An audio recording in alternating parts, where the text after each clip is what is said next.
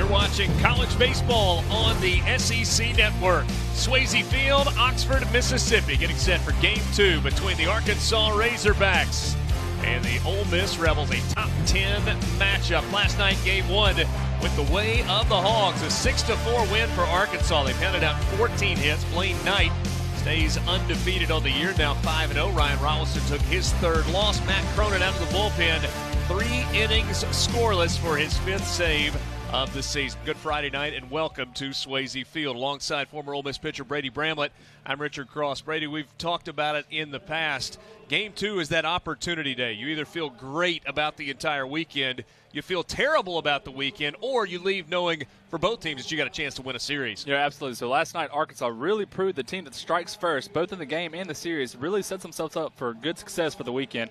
But what an opportunity tonight for Ole Miss to come back and get back even in the series. When you compare these two teams side by side, there are a lot of similarities, but maybe in different parts of the game. Both teams top 6 in the country, both top 10 in RPI. Arkansas second in the SEC, or second in the country, leading the SEC with the 49 home runs. You flip it over, though, and Ole Miss leads the SEC in earned run average. Also best in the entire country in strikeout to walk ratio. It's an Arkansas lineup that is dangerous 1 through 9. And so Brady Feigl on the mound tonight for the Rebels has got his hands full. He is 5-1 on the year.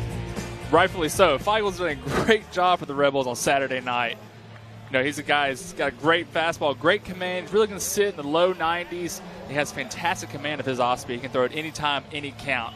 You got to love a guy. Second series of the weekend, rubber match, lots of energy, lots of emotion. Really keeps Ole Miss in the game and builds momentum for his team. Brady Feigl struggled in the second inning last week against Texas A&M, but then settled in, pitched all the way into the 7th, gave Ole Miss a chance. This is the lineup tonight for Arkansas. Just like last night, 7 of the 9 hitters hitting over 300 on the year. Jax Biggers will lead things off. How about your number 9 hole hitter, Carson Shaddy? Goes 3 for 4 last night. He's hitting .358 on the year with 7 home runs. Not bad for the guy in the 9 hole in the lineup. Defensively, Ole Miss with Dillard, Golson, and Olenek in the outfield. Little bit different look tonight on the infield as Nick Fortes moves from catcher to first base. Cooper Johnson draws the start behind the dish. Keenan, Kessinger, and Adams third, short, and second. Beautiful night, big crowd that is continuing to grow. Ole Miss and Arkansas. The Rebels in their home pinstripes, Arkansas in the all-gray. We are underway. Pitch number 1 misses for a ball. John Brammer, the home plate umpire tonight. He'll be calling balls and strikes. Jax Biggers, the junior, does it at the plate, does it defensively, takes a strike there.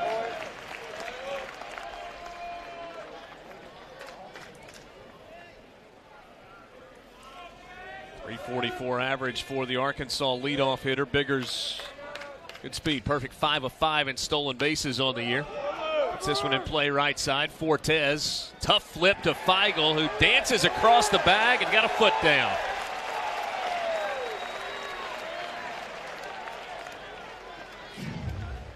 You know, that is a tough play for a pitcher in first base, and the ball is perfectly placed right between them. But great job by Feigl getting there to cover the bag, and Fortes really charging that ball in.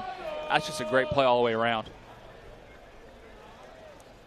Already a better start tonight for Ole Miss than last night. Arkansas had 4 straight singles, 4 straight hard hit balls to start the game, with Biggers, Cole, Martin, and Bonfield all reaching safely. Here is Eric Cole.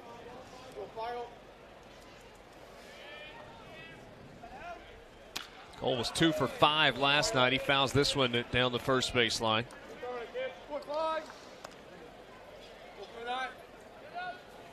Brady Feigl, a junior from Chesterfield, Missouri. What is it that kind of makes Brady Feigl tick? You know, he's a very intelligent guy, and you can really see that in his approach to batters and just his overall approach to pitching. He really hones in and works the counts. Not to mention he's got a fastball that sits in the lower 90s too. That's got to help a little bit.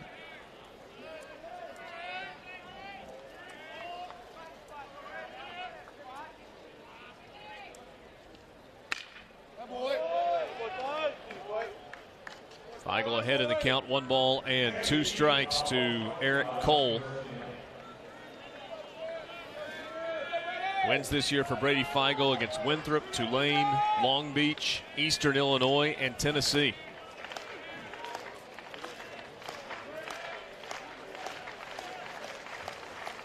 First loss of the season last Saturday against Texas A&M. It was last Friday night. This ball gets past Fortes. 1-out single for Eric Cole. Snuck it through the right side of the infield.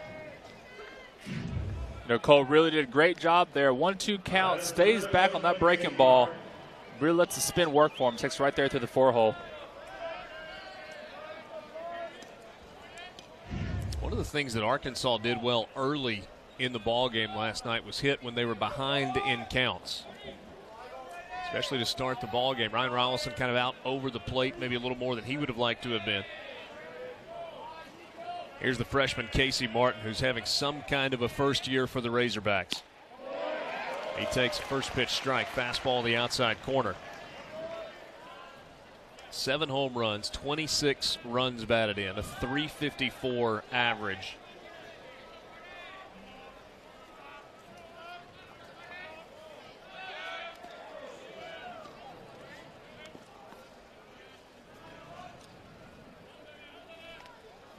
Eric Cole, 4 of 5 in stolen bases this year.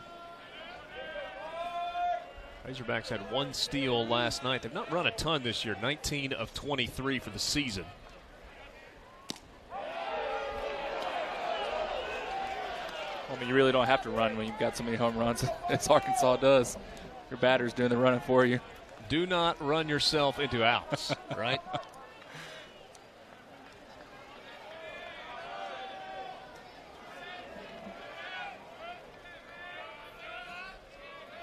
One.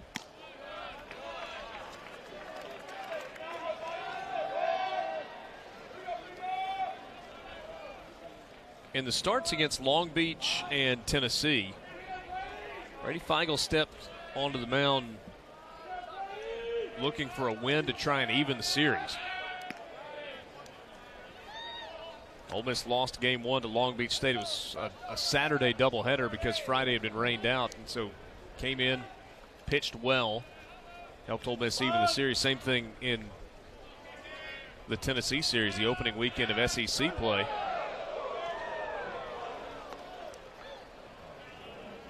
Ole Miss lost game 1 of that series. Lost it 8-6, came back and won the second game 7-1.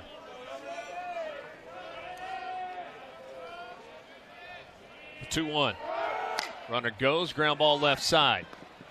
Kessinger's only plays to first. Got to hurry, and Fortes can't scoop it. I'm not sure that the throw was going to beat Casey Martin. It took a long time for that ball to get to Kessinger at short. It did, and Martin really showing off some speed right there. That's tough, too. You got your shortstop playing a little deep, trying to work the double play there. That scored an error as Fortes isn't able to scoop it, so that'll be a throwing error on Gray Kessinger.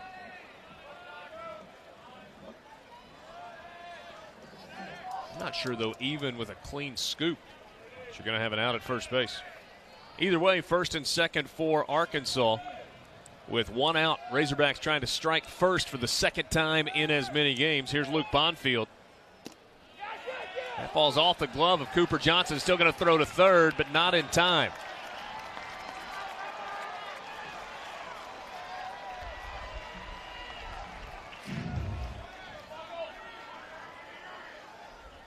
Johnson had to slide over, but that's a ball you've got to catch.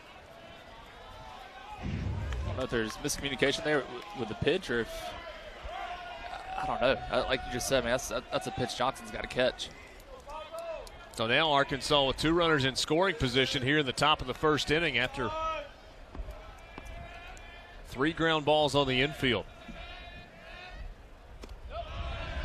2-0 to Bonfield. We talked about it last night. Both these teams, with these lineups, you got to get outs where you take them. You cannot give these freebies to either team because they're going to make you pay for it, especially Arkansas, especially last night striking early as they did, and tonight setting up the same way. Chopper to third. Keenan's going to come home. Johnson puts the tag on. Lead runner is out, and they're 2 down in the inning.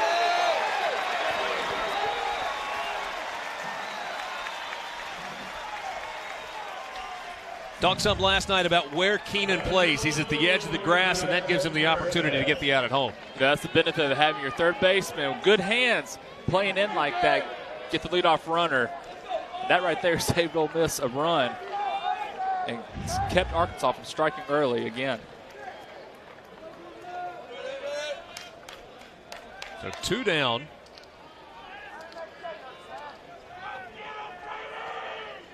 Here's the fabulous freshman Heston Kjerstad, hitting .385 on the year. Kjerstad pops it up. Shallow left. Dillard calls for it, makes the catch, and Arkansas strands a couple. No score as we go to the bottom of the first at Swayze Field in Oxford. Two-way player on the mound tonight for the Arkansas Razorbacks. The sophomore left-hander Evan Lee drawing his first start. What are we going to see from Evan Lee tonight? You know, Lee, another big body guy. Fastball's going to sit about 89, 92. He's a guy, too. He'll start his secondary early, a little soft, kind of a bigger loop in it. And the more he throws it later in the count, the sharper he makes those pitches. He loves to expand and elevate the strike zone when he gets good counts. 1-2 counts, 0-2 counts. Loves to really work the batter's view in the box. Evan Lee 1-1 on the year. You see 8 2/3 innings, an ERA just north of 5, and this is the batting order that he will face for Ole Miss. Gray Kessinger starting things off. He's hitting .438 against left-handers on the year. Olenek and Fortes at the top of the order. Thomas Dillard looking for a bounce-back night after going 0 for 4 with 4 strikeouts last night. Dillard leads Ole Miss with 7 home runs. Evan Lee a year ago as a freshman appeared in 18 games as an outfielder or designated hitter and made 15 appearances on the mound. This is his first start of 2018. It's his second career start. Had a start a year ago at Louisiana Tech, lasted only 1 inning. First pitch is a 91-mile-an-hour fastball. And Evan Lee is drawing the start tonight because Isaiah Campbell, the normal number 2 starter who's battled some injuries in his career, not able to go this weekend. Campbell dealing with elbow inflammation. Did not make the trip for the Razorbacks. He was banged around pretty good last week by Florida. I think was not, tried to kind of pitch through it. They put him on the shelf. Obviously need Campbell. Kessinger behind in the count, 0-2. Laces one through the left side.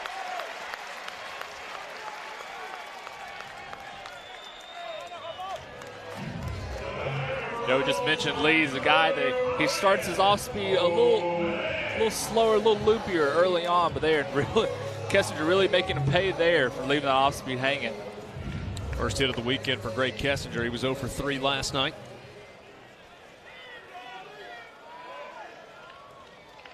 Ryan Olenek had a nice night. Couple of doubles and a run batted in. Rebel right fielder hitting in the 2 spot.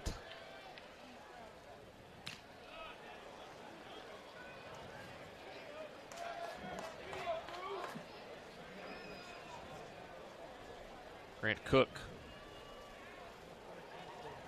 A little help from the home plate umpire. That ball fouled off of Cook, and so John Brammer will give him just a moment.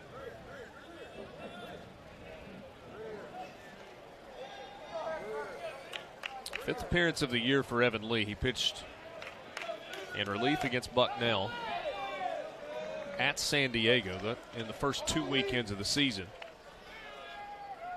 Pitched against Kent State and in relief against Kentucky. Ground ball left side. Biggers can't get there. Ole Miss has got first and second. Nobody out. Bottom of the first. This is kind of like deja vu from last night, except now it's Ole Miss. hitting back-to-back base hits to the 6-hole. Link doing a great job there, letting the pitch work and just taking it to the left side of the field.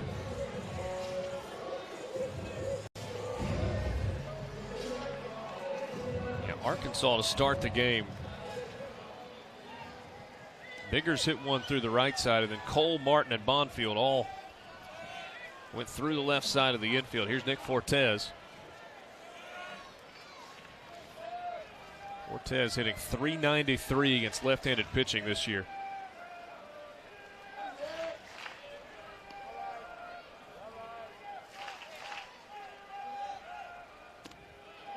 Lee misses down and in for ball one.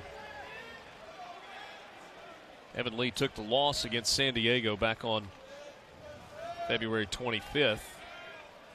His win came against Kent State. 4 1/3 in relief. Did not allow a run.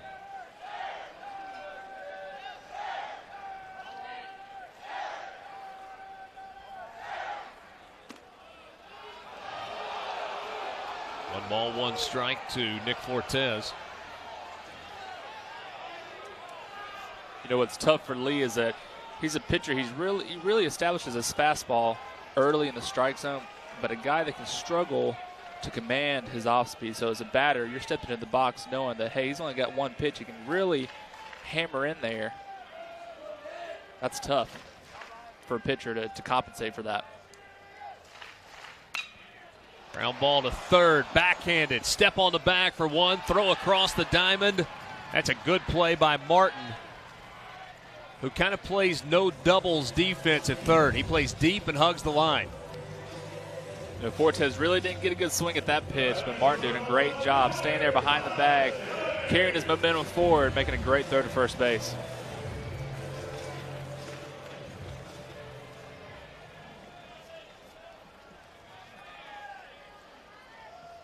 Five to 3 on the double play. Now Thomas Dillard batting for the first time tonight. Olenek out at second.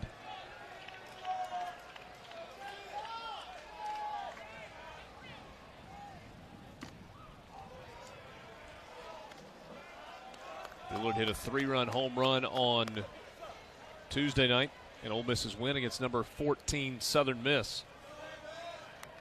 Game winner.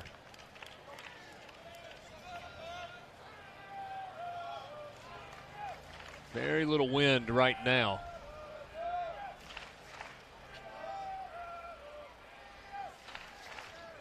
Lee with a long look out to Olenek. Dillard ahead in the count, 2-0. You would have to think that Arkansas, with first base open, is going to be careful with Thomas Dillard, despite striking out 4 times last night. You know, last night they did a great job of shutting Dillard down. But again, he's that threat in the lineup that he can give you gap to gap, home runs, either side of the field.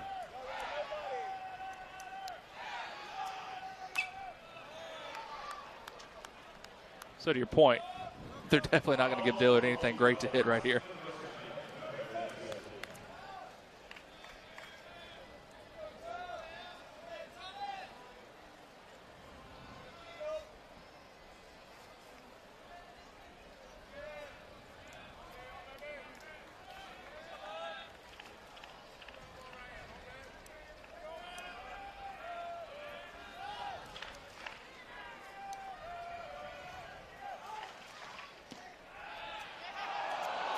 Two and two.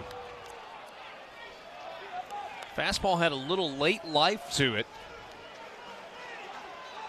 Mike Bianco is going to talk to Thomas Dillard, but really looks like he's talking to John Brammer.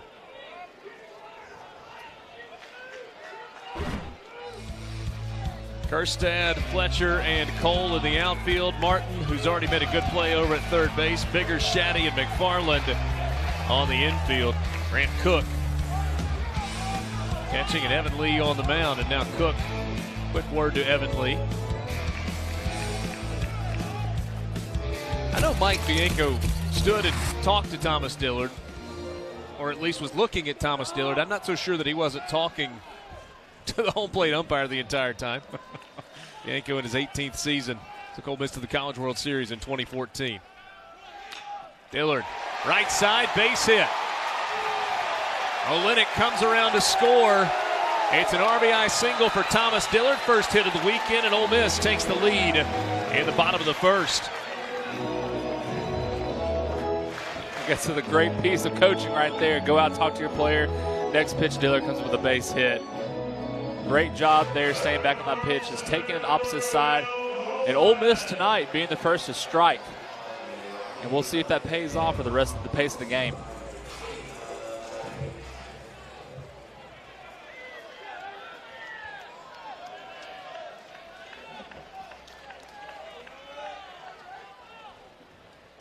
Will Golson takes strike one. Ole Miss as a team this year has been really good hitting with 2 outs. .319. And that's another hit for Thomas Dillard with 2 outs.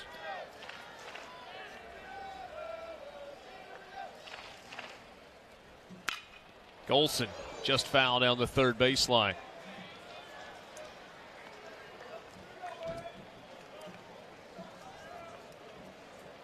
Rebel center fielder Will Golson had 1 hit last night.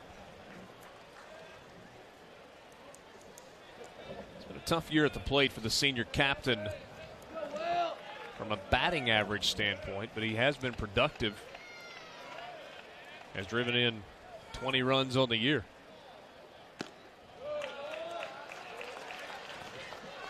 You know, Golson's the kind of guy, though, that doesn't have very flashy numbers. But I would take 9 Will Golsons in my lineup any day. Career .285 hitter. Last year, Golson up over 300 for the season.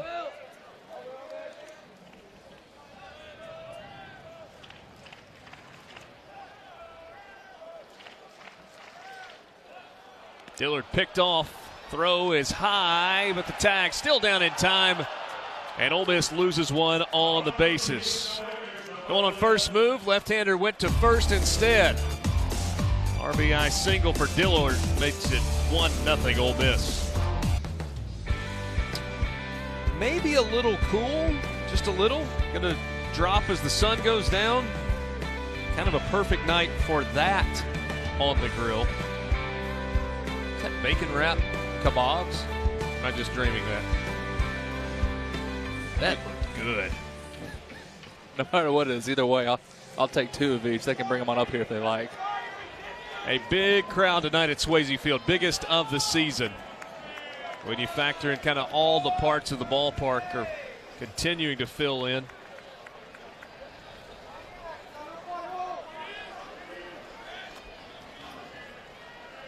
Grant Cook to lead off. Ole Miss with a 1-0 lead, and he comes up empty at an off-speed pitch to start the at-bat. Cook, a 5th-year senior, played at Fayetteville High School, grew up in Fayetteville.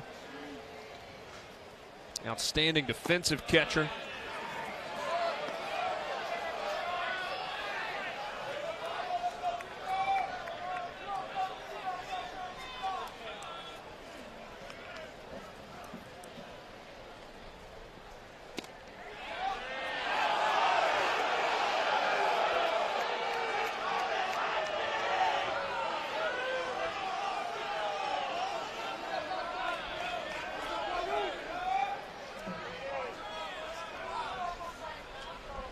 The 2-1. 3 balls and a strike to Grant Cook, leading off in the second. Arkansas had a hit. There was an Ole Miss error, but the Razorbacks stranded a couple in the top of the first. And a leadoff walk to Cook.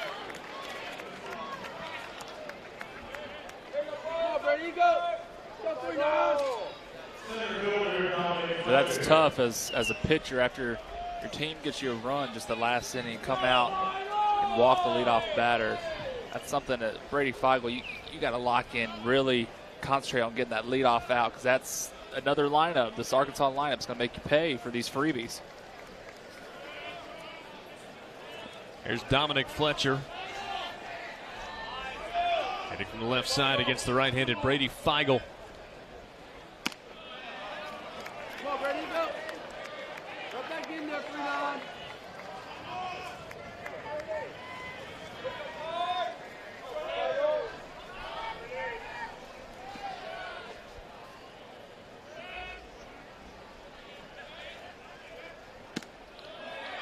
Two 2-0 to Fletcher. Cooper Johnson will go out and talk with Brady Feigl.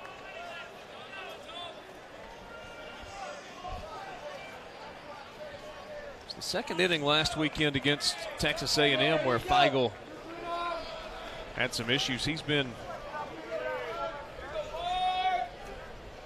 kind of a pinpoint control guy for much of the season. 38 strikeouts, 7 walks on the year. 4 of those 7 came last Friday against Texas A&M. You know, there's a fine balance as a pitcher of being too fine and then just throwing the ball. I mean, really letting your mechanics and the pitch just work. And Feigl, a guy that's so cerebral, he can really start to get too fine, kind of like we're seeing now. That's where you see him struggling and get hit hard and miss balls up in the zone. 3-1.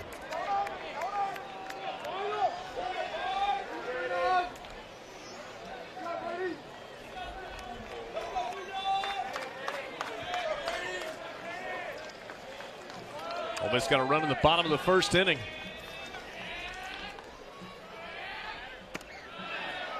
That pitch is called a strike, and maybe a generous one from home plate umpire John Brammer.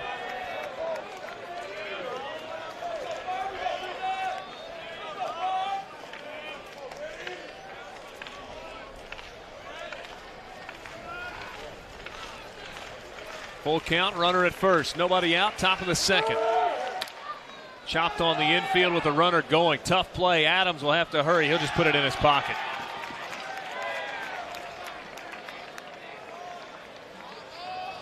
Arkansas has hit one ball out of the infield, and it was on the ground.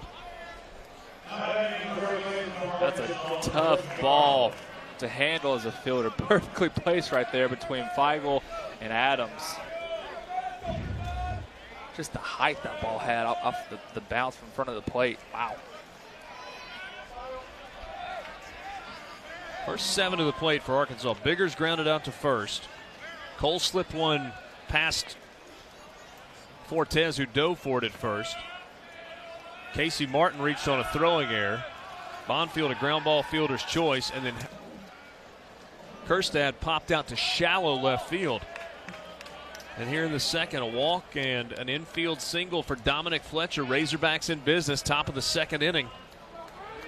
Jordan McFarland.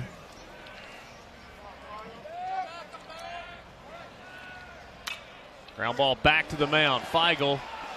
Throw pulled at first. Throw to first in time for the double play.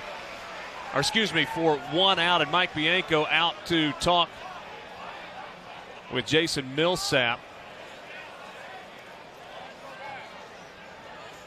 Second base umpire. Umpire's going to have a conversation.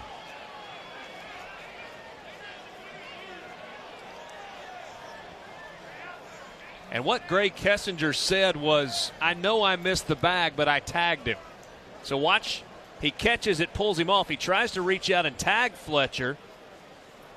No, that wasn't the case.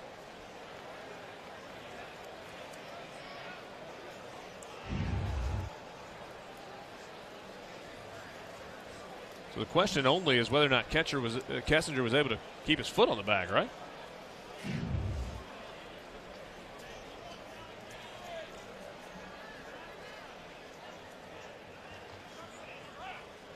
No, there's no question.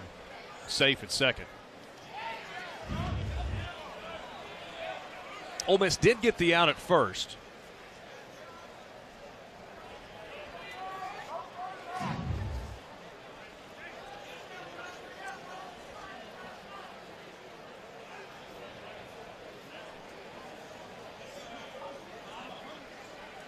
All right, so you get toe on the bag. Ball has not reached the glove yet. Toe has come off the bag. Now the ball's in the glove.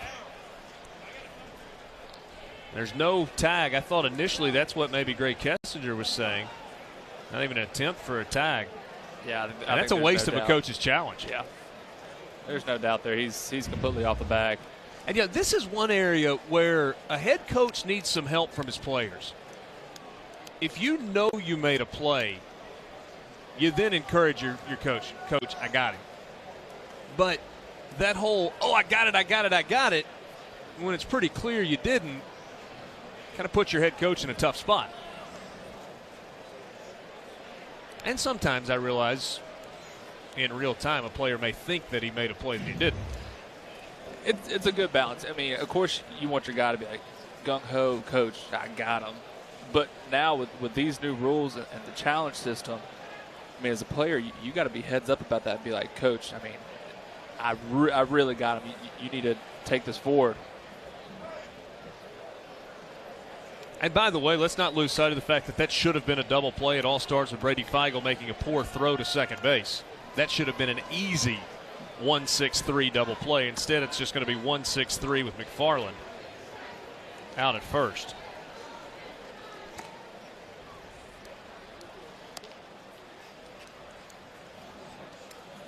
Now, let me ask you a question. The home plate umpire signaled headset, and he pointed to both dugouts. I'm wondering if Dave Van Horn also challenged the call at first. Okay, so this is unique. This is the first time we've had this year. Both Mike Bianco and Dave Van Horn challenged calls on that play.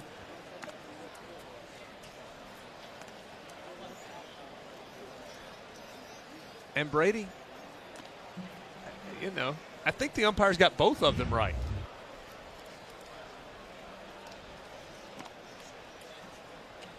Hanging in the balance, bases loaded versus second and third with one out.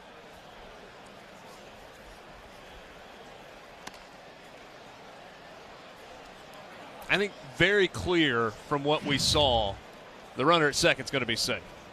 No question about that. McFarland is going to be safe at second, but now they're, we think, focusing on the play at first, and here's probably your best look. Ball in glove, foot not. Now, they got them both right. Umpires got both of them right.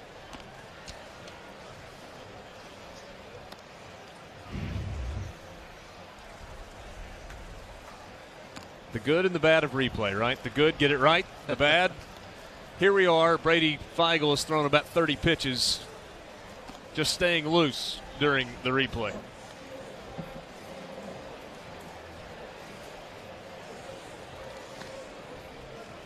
So we had both Mike Bianco and Dave Van Horn use a challenge here in the top of the second inning. And just based on the video evidence that we saw, the guys in the black jackets got both calls right. All right, at second base, safe. At first base, out. That was Darrell Arnold, the crew chief, who was behind home plate last night, giving those two signals. You think the umpires walk a little taller coming out after on a play like that? That's their time to shine. The whole stadium's looking at them. Umpires take their fair share of grief from fans, from coaches, but by and large, these guys do a good job. So here we are, second and third. One out for Arkansas. The 9-hole hitter Carson Shaddy at the plate to face Feigl.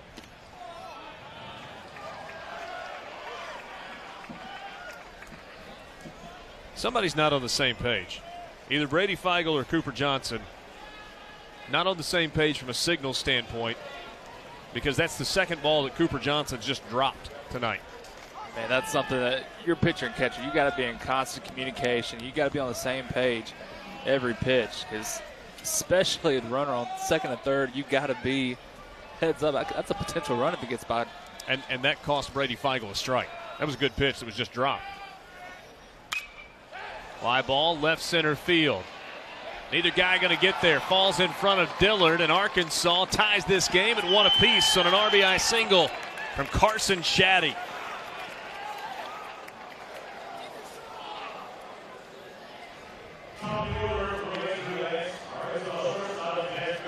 A great job there by Shaddy, staying in on that ball. That kind of hung up for a little while. I don't know if it's just perfectly placed there in the gap. Yeah, Shaddy split the difference between Dillard and Golson, who are both playing straight up. Carson Shaddy's weekend tear continues. He's 4 for 5 in Oxford. 1-1 ball game. Back to the top of the lineup, and Jax Biggers.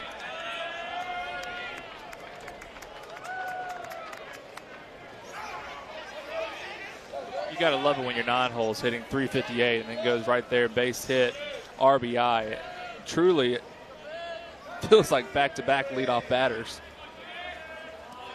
Fletcher at third, Shaddy at first.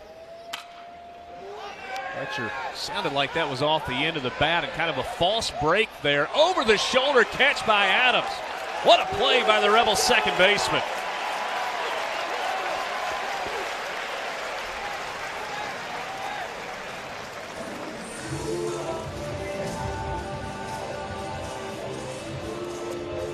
Really, I thought Olenek was coming in for that ball, but man, what a catch by Adams. Over the shoulder basket, man, that's fantastic. Brady, the swing looked big there by Jax Biggers. And if you saw Ryan Olenek on that replay, he took 3 steps, not a false step, but 3 full steps back before he stopped and started charging in. Big swing. I think, like you said, it came off the end of the bat where it looked tall and high, and man, it just died instantly and went straight down. And if you look at the flag tonight, that's why. There's no wind tonight, unlike the game from last night. There's a strike to Eric Cole. 60 degrees, calm. What little bit of breeze there is has kind of been coming in out of the north.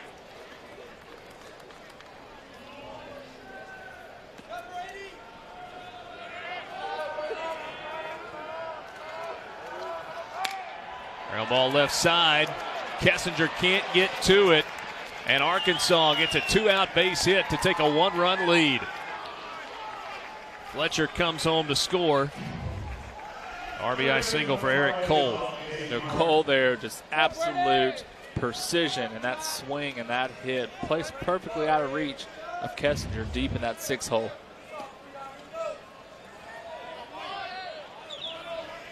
The inning continues for the Razorbacks as Casey Martin comes to the plate.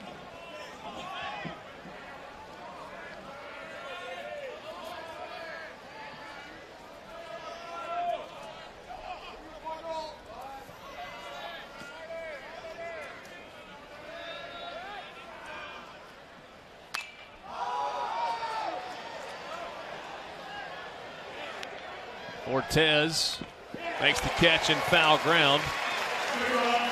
Arkansas strands 2 more, but the Razorbacks get 2 across that leadoff walk of Cook. Came back to bite Brady Feigl. 2-1, Razorbacks lead it.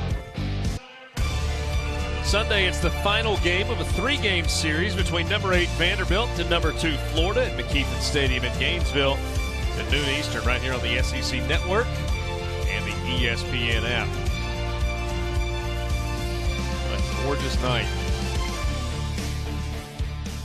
Ole Miss and Arkansas game 2. Razorbacks won it last night 6-4. They lead 2-1 here in the bottom of the second inning. Well, Evan Lee was on the bench for a long time. He had the long review.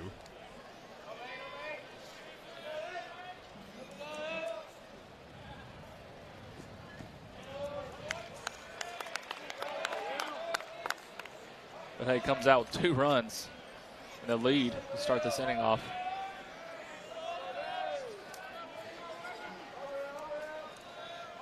Golson leading the inning off. He was at the plate when Thomas Dillard was picked off at first to end the top of the first.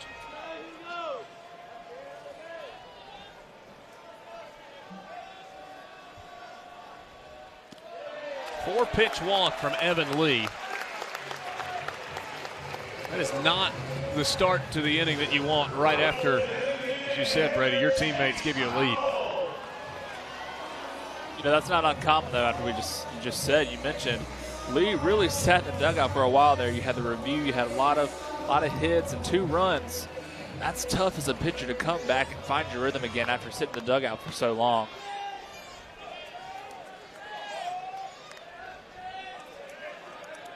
Here is Chase Cockrell, DH tonight for Ole Miss.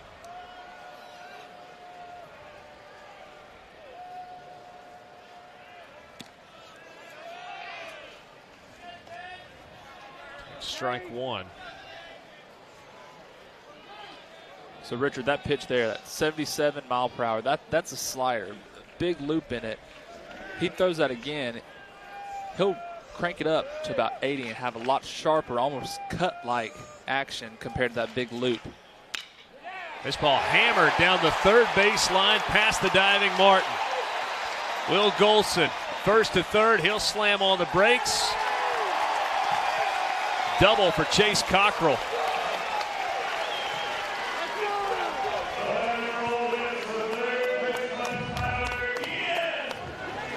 Look at that swing there from Cockrell. Great job staying back on the off-speed pitch and really hammering that ball down the left field line. Fantastic at bat.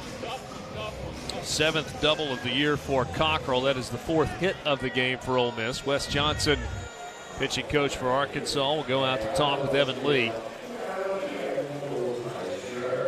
After the leadoff walk in the inning, Arkansas sent some guys down to the bullpen.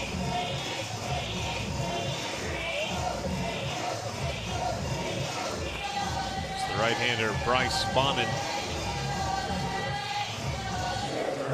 freshman from Texas.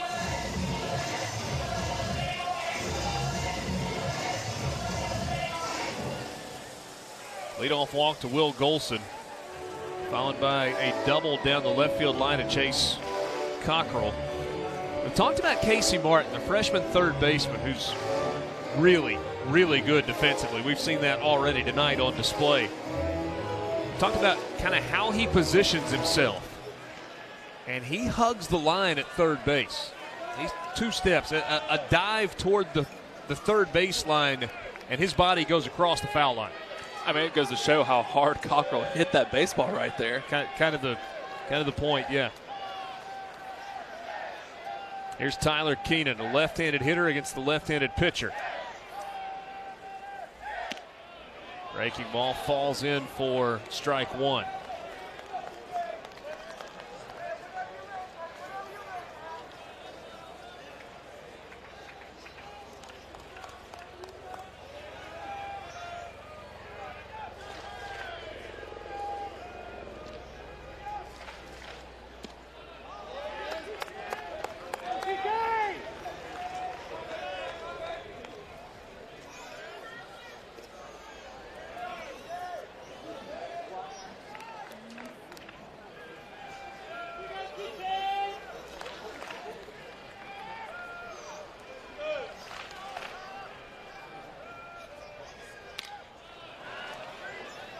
Ball and 2 strikes. Keenan kind of lunged at that one. You know, that's a swing there. You got a guy on third base and second base, and you're in a good count. Why take a swing like that? Why not take a good, powerful stroke at that baseball? Nobody out, ball and 2 strikes. Keenan hits that one, and it's off the glove of Shaddy out into center field. Golson comes home to score. Cockrell comes around to score, and Ole Miss retakes the lead, 3-2.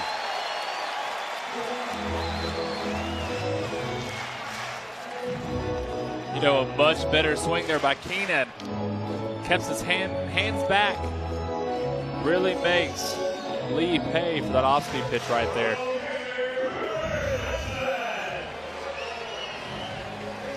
So an error on Shaddy, the second baseman. Keenan gets an RBI. That is the 3rd run of the ball game off of Evan Lee, and the Razorbacks are headed to the bullpen. Nope. Bryce Bonnet into the game, right-hander. Freshman on this team from Mont Belvieu, Texas, Barbers Hill High School. 6'1", 190 pounds on the year. Bonnet is 1-0 with a 3.55 ERA. What are we going to see from Bonnet? You know, he's a guy that's big arm, big fastball. He's going to sit about 92, 94, which is not uncommon to see in the SEC, of course. He loves to work his fastball. You're going to see a lot of that big approach, that aggressive approach here to these Ole Miss batters.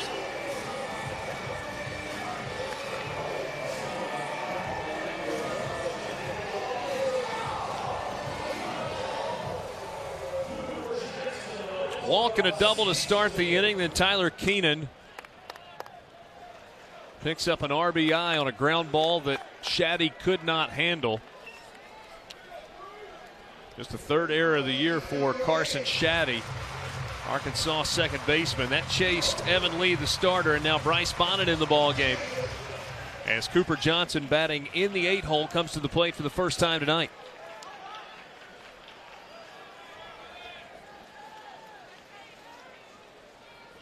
Ole Miss got a run in the first. RBI single from Dillard scored Olenek.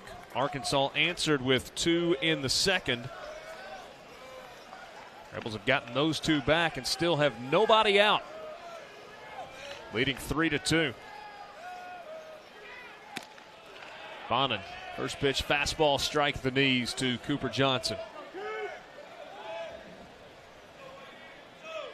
Rebels catchers hitting .205 on the year.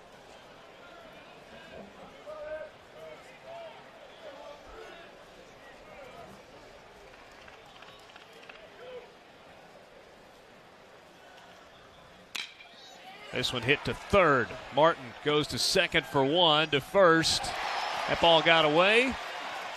Now they are calling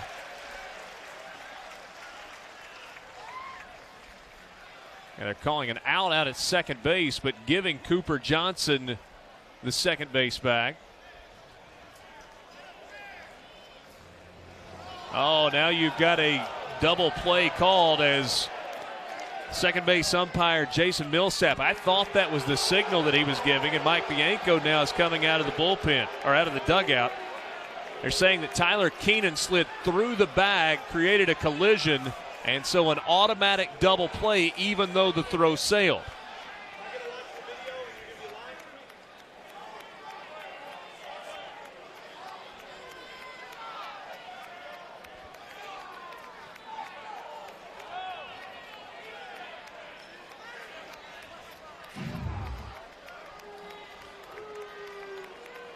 So Martin goes to second, clear out there. Well, hold on. See if we can go back and maybe kind of freeze it right there. So you see Keenan, he's in the baseline. All right, now let's start it up again. He goes down. He goes into the bag. I mean, he goes a little bit wide of the bag. I think that's a pretty clean play at second base. I mean, he really doesn't deviate until the last second, but to me, that's just his momentum taking him into the slide. You watch it in real time. All right, so Keenan is going and he slides, but he doesn't go outside of the bag. He does go to the kind of the right field side of the second base bag, but he actually makes contact with the bag as he goes in. That's a bad call. And so now Ole Miss 2 outs in the inning, bases empty. Talked earlier about the umpires doing a really nice job on a couple of replays where you had both coaches challenging and they got both of them right. That's a blown call at second base. Adams, the junior from Conway, Arkansas, batting for the first time tonight. What a weird game so far.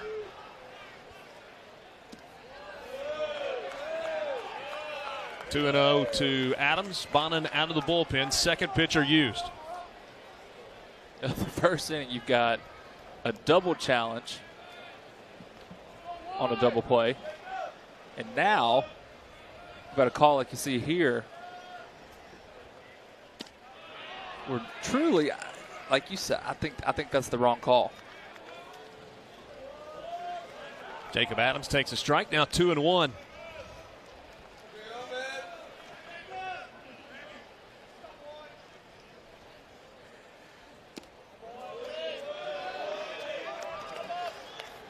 Three balls and a strike to Jacob Adams.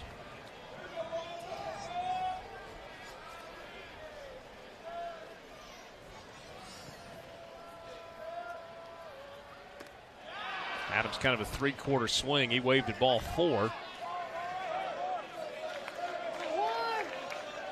See the look on his face there. I think Adams knew. As soon as he came around, he knew that was a bad idea.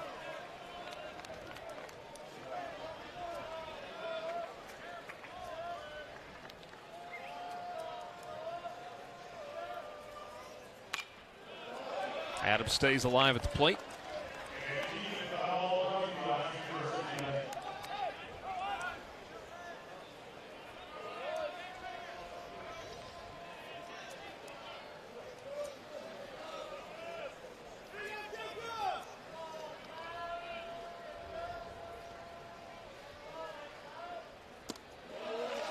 And Adams earns a full count walk.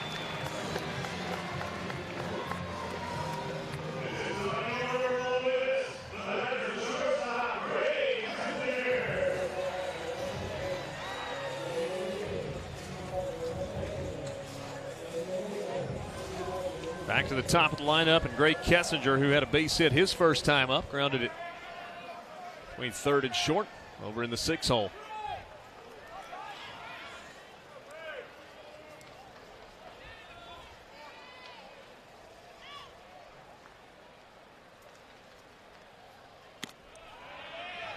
Off speed for strike 1 there from Bonnet.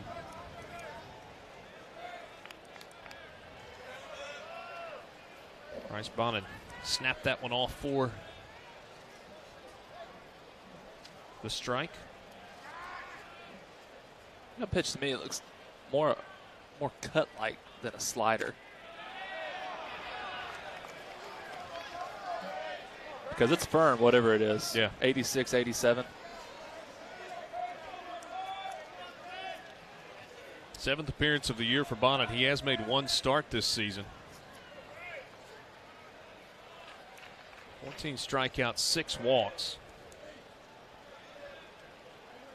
Kessinger behind in the count 0-2. He's seen a couple on the outer edge. That's where Cook sets up. Fastball away, and it's 1-2.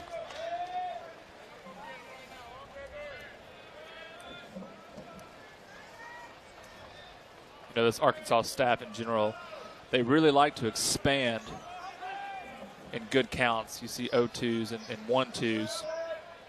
And really, and by doing that, kind of force the umpire to see how much he's going to nibble it and give him out there. The 1-2. Strike 3 called. Kessinger goes away looking. Bonnet paints the black with a fastball. Ole Miss gets a couple. Might could have been more. 3-2 after 2. Into the third weekend of SEC play. Here's what the standings look like. How about Georgia? Got a win last night. They are leading tonight against Texas A&M on top of the East, followed by Vanderbilt, whose game with Florida was delayed but has just gotten started. Arkansas with their win last night over Ole Miss in sole possession of first place in the East. LSU got a win last night against Mississippi State. Auburn hosting Missouri this weekend. Casey Mize on the hill. That's usually worth the price of admission. First pitch from Feigl called a ball.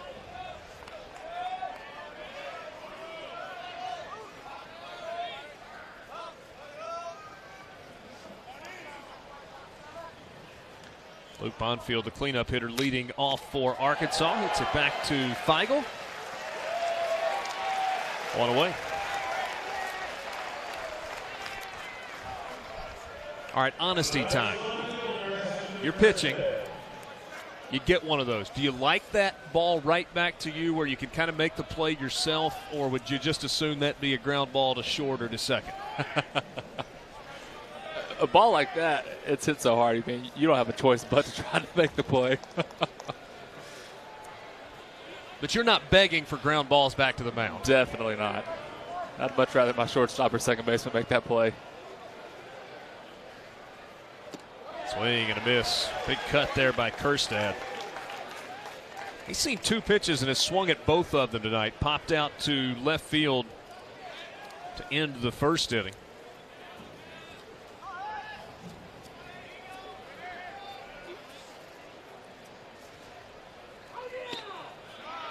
I thought it was interesting watching Kerstad at the plate last night.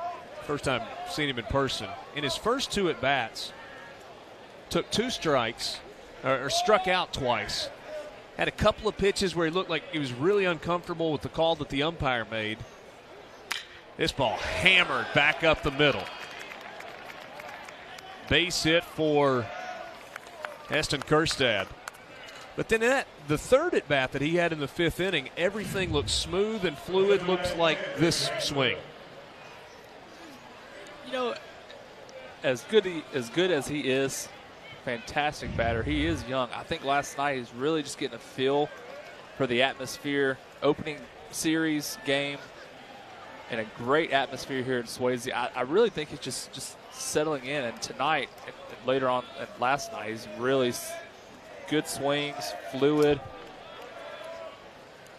Now, the stage for Kerstad certainly has not been too big as a true freshman. He's hitting .385. Stands on first base now, and they go from the freshman in Kerstad to the old man on the Arkansas team, and Grant Cook. Cook walked and scored in the second.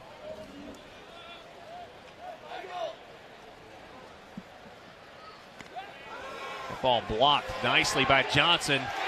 Throw down to first, and Kerstad was able to get back. Little bit of hesitation there on the throw by Johnson. Arkansas fortunate there. Oh, there was a stumble getting back to the bag.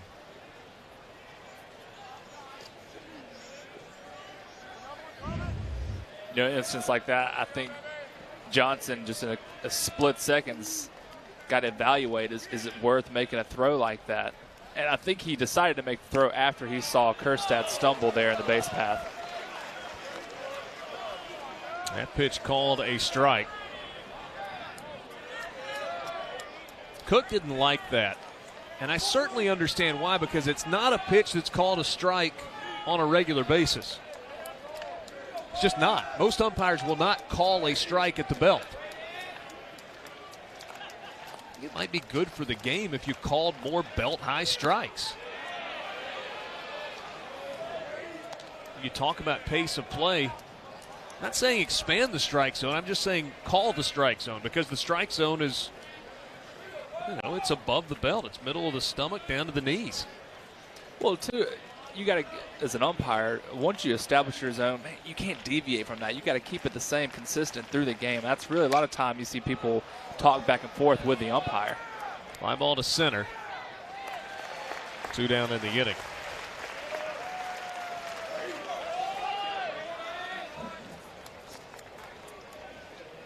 But I do agree. If you want to, you talk about pace of play and start having quicker games. I mean, as a batter, if you're going to the box and you're knowing, man, he's calling it, I better be ready to swing, then you're going to see a lot more balls put in play and a lot more quick innings. Dominic Fletcher.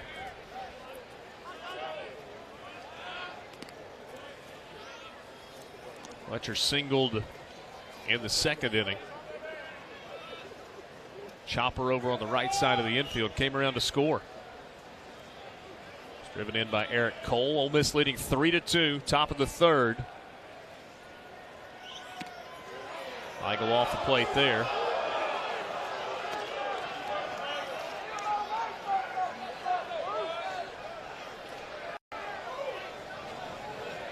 Cooper Johnson held that one for a while.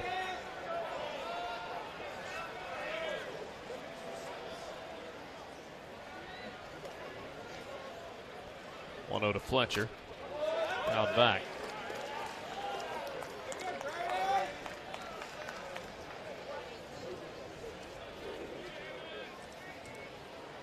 Dominic Fletcher, preseason second team All-SEC selection. He was a freshman All-American a year ago. Had 12 home runs as a true freshman. Sophomore season has been tough.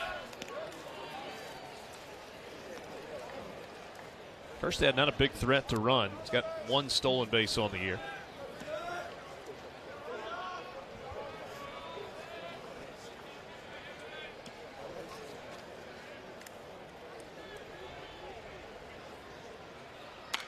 This ball lined into right field, a base hit. Long run for Olenek to get over. He cuts it off. Throw's going to come back in, and Arkansas will have first and third. That's a long single for Dominic Fletcher. He stops at first base. Man, Fletcher really letting his hands work on that swing there. That ball traveled down the right field line. Good thing Olenek cut that off where he did, because that could have been trouble otherwise. Kerstad goes first to third. 2 hits tonight for Fletcher, who was hitting just .216 coming in. And now Jordan McFarland.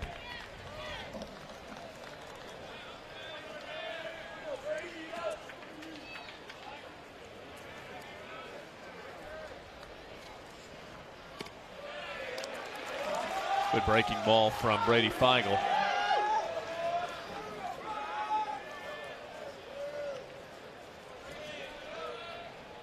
Carson Shaddy waits on deck. Given the weekend that he's had, you'd just as soon him lead off the fourth as opposed to batting with runners on base here in the third.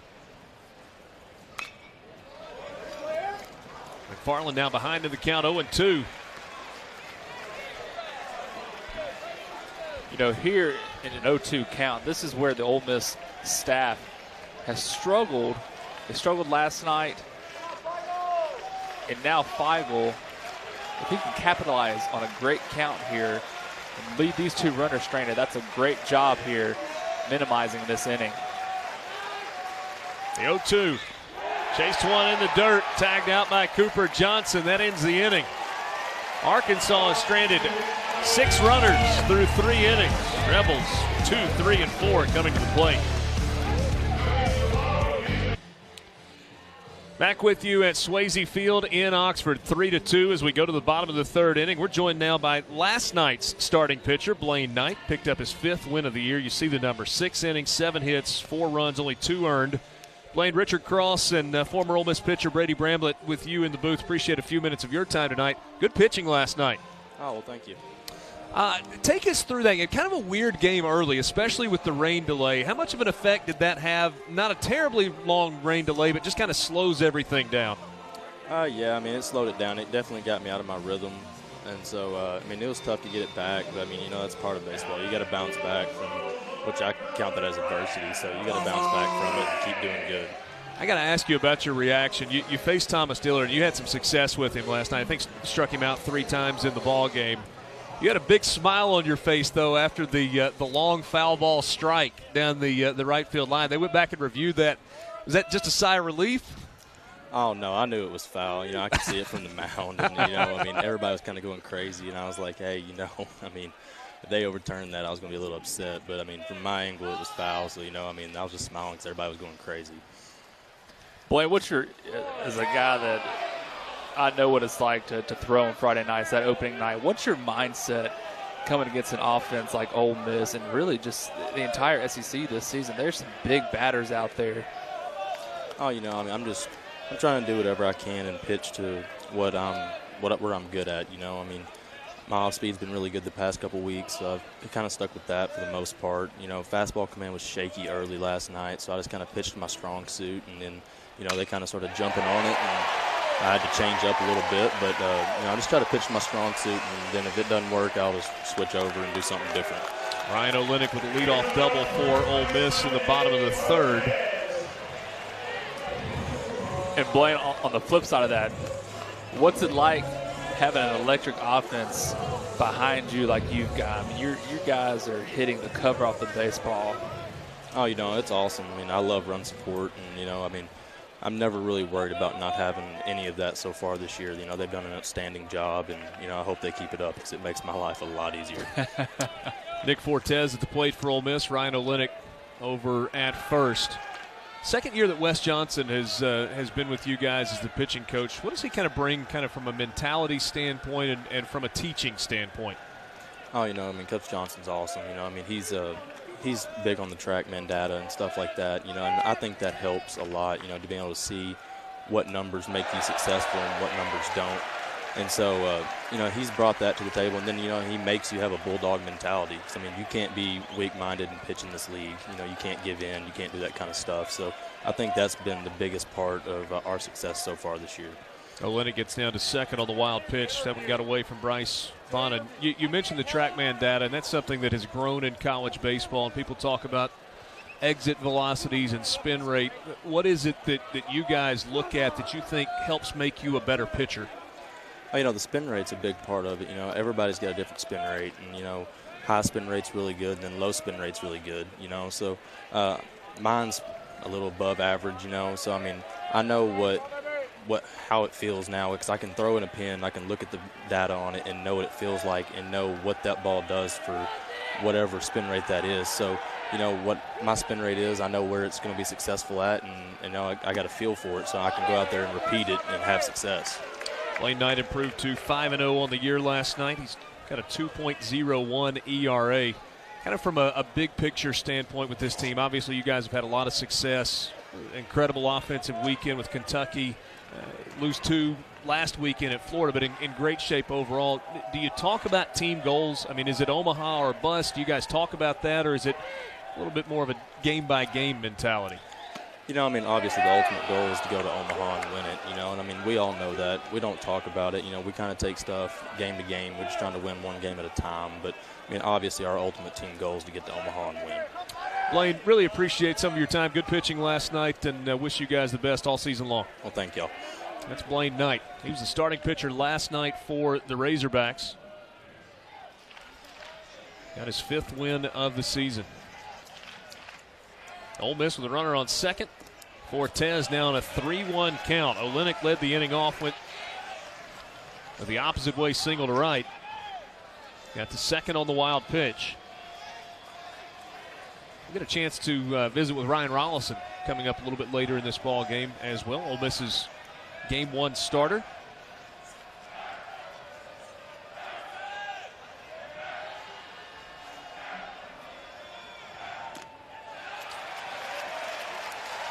Bonin not as sharp here to start the 3rd inning as he was to wrap up the 2nd. A couple of base runners here for Arkansas, or excuse me, against Arkansas for Ole Miss.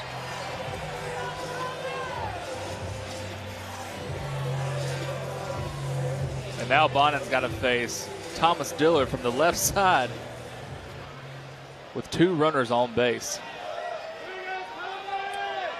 Bonin has given up a hit. He has walked 2 batters since coming in.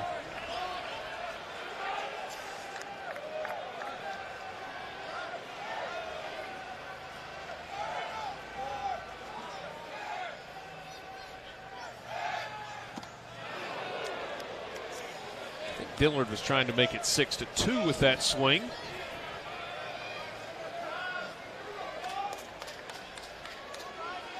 Thomas Dillard hitting .283 with runners on base, and against right-handed pitchers this season, a .375 average for the Rebels cleanup hitter. 0 for 4 last night. Had an RBI single in the first tonight.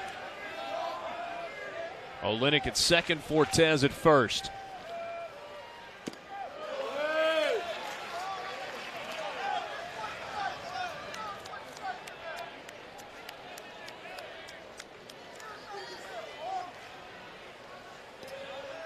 See Bonin really working that lower end of the strike zone. You know what? A batter like Dillard, if you're going to miss, you better miss down.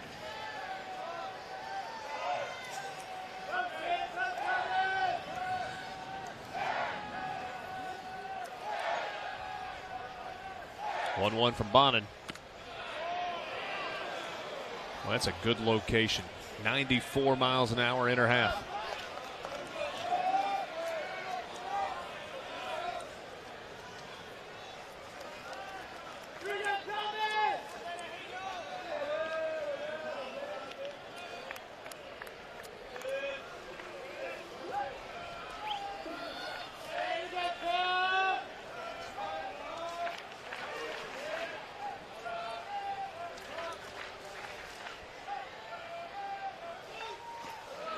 2-2. That one misses down and away.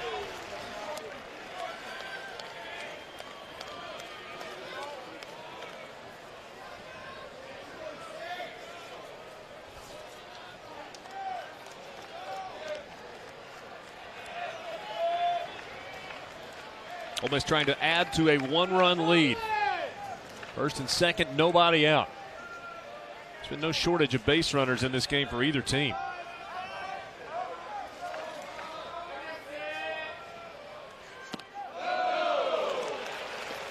Dillard able to hold up. And now a full count to the Rebel DH.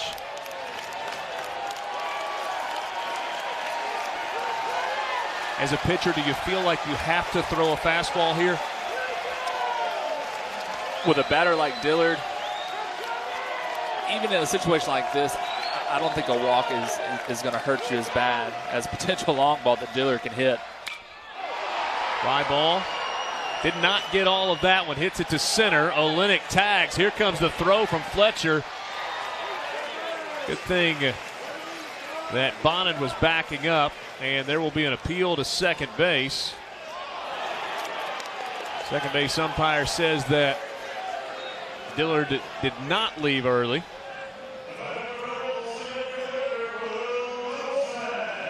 Or excuse me, that Olenek did not leave early. Umpires will come together to talk about it.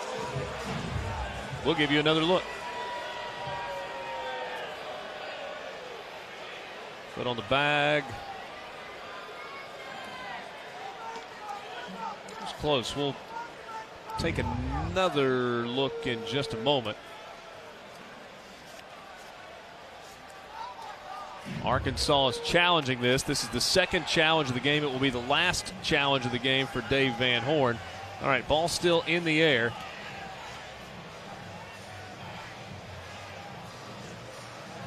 And he left early. That is going to be an out. And Dave Van Horn will get this one right.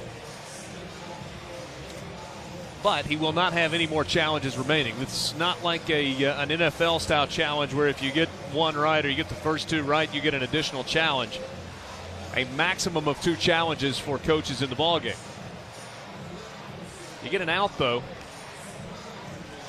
and so it's probably a good challenge.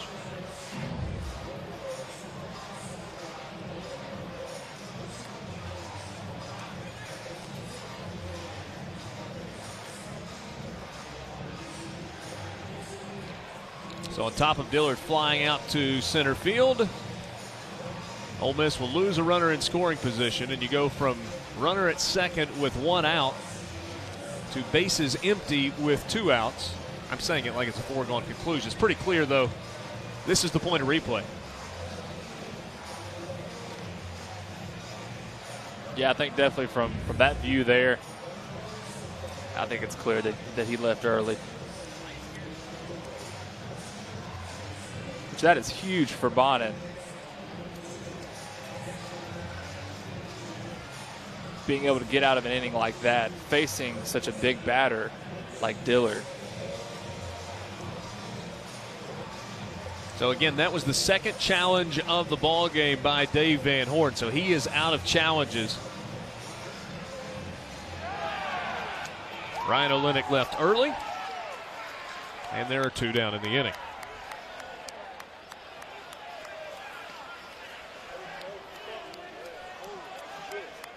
And here's the thing. You see Dave Van Horn upset about that. And you might think, well, I got the challenge right.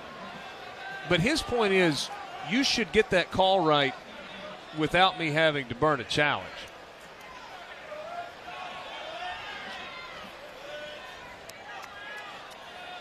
Here's Will Golson batting with the bases empty. Ole Miss leading 3-2. Rebels had first and second with nobody out. Now their base is empty with 2 down. Golson, Martin over to first, and that ends the inning. 3-2 Ole Miss after 3.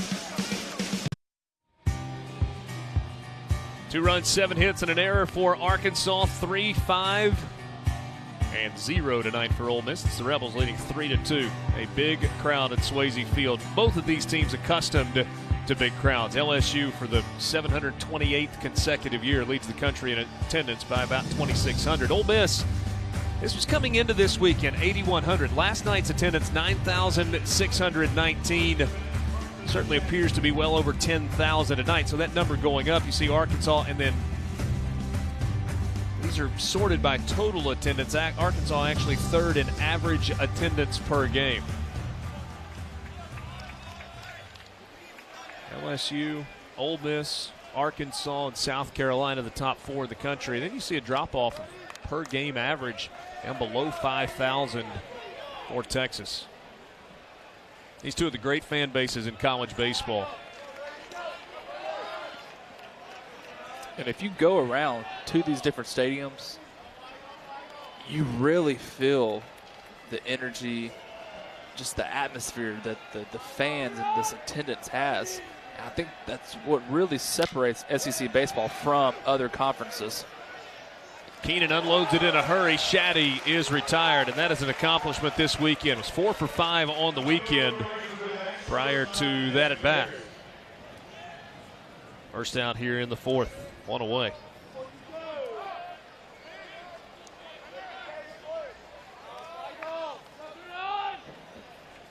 Back to the top of the lineup, and Jax Biggers.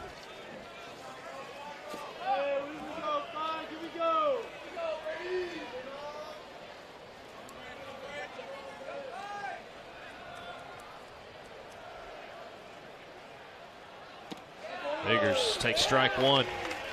Freddie Bramlett dropped that one in.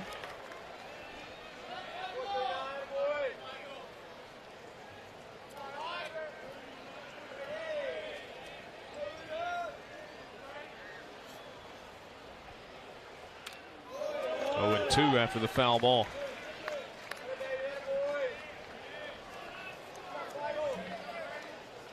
Jax Biggers grounded out in the first, popped out in the second.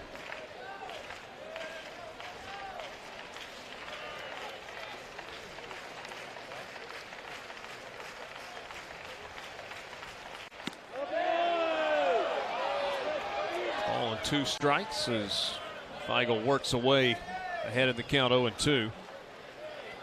I love pitches like that because Feigl hit his spot, and the fans see that. You hear fans get on the umpires for not calling that a strike. There's strike 3. Little backdoor breaking ball. That's the second strikeout tonight by Feigl. Feigl's really been working that slider this evening. That's a fantastic pitch down that lower right quadrant of the strike zone. Backdoor slider.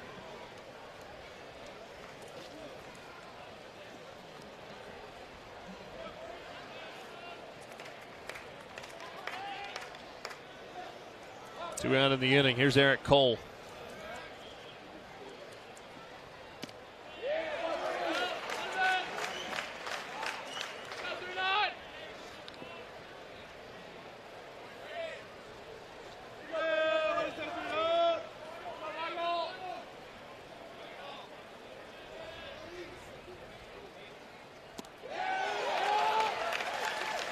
Cole behind in the count, 0-2. Only twice last night and not at all tonight has Ole Miss been able to retire Arkansas in order.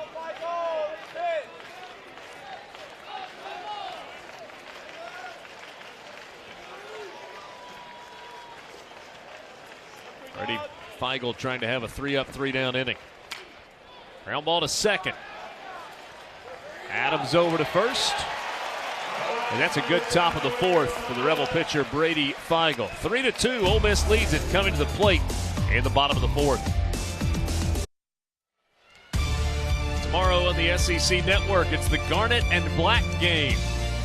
Noon Eastern, 11 Central, South Carolina spring football. Your chance to see Will Muschamp's Gamecocks as they prep for the 2018 season at Williams-Brice Stadium. It's also available on the ESPN app if you are out and about.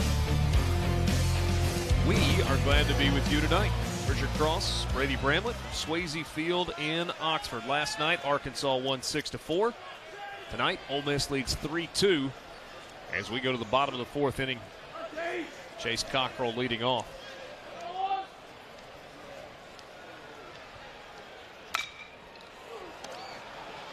Martin right behind the third base bag, throws over. Cockrell's retired for the first out of the inning. I think Martin kind of heated Cockrell's last at bat and really played a little deeper this time.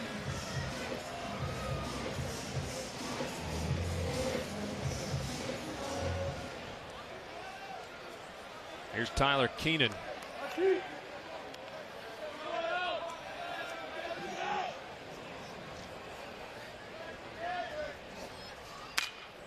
Keenan slicing into the left center field gap. It's cut off there by Fletcher. Good job by Fletcher getting over to that, holding Keenan to a single, but that ball was smashed. Keenan really there, staying head on that ball. And he just got a great swing. Fletcher did a great job cutting that off. That looked like extra bases to me off the bat.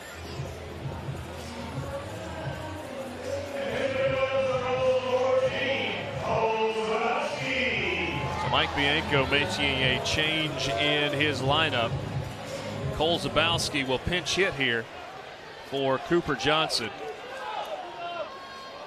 Zabowski will go to first base, and Nick Fortes will move to catcher. Now with a left-handed or right-handed pitcher in the ball game. That ball is blocked.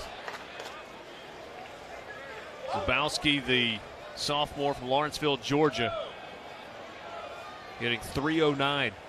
Had a solo home run last night. It was his 6th of the year.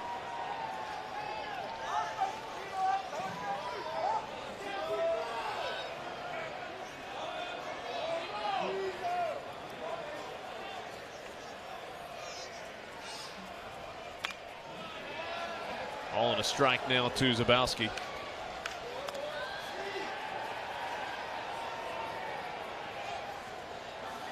Semi-final number 1 at the women's Final Four with Mississippi State and Louisville is headed to overtime, tied at 59. Mississippi State hit a 3 as the clock was winding down to force overtime. This ball, opposite way base hit for Cole Zabowski. How about that? Cold off the bench, take a pitch down and away and slap it through the left side of the infield. And you really, a lot of times out of Zabowski, you don't see him going to the opposite side of the field. A lot of times teams will play him hard pull. And man, what a great job there by Zabowski, staying deep on that pitch and just letting the pitch work for him and staying opposite side of the field.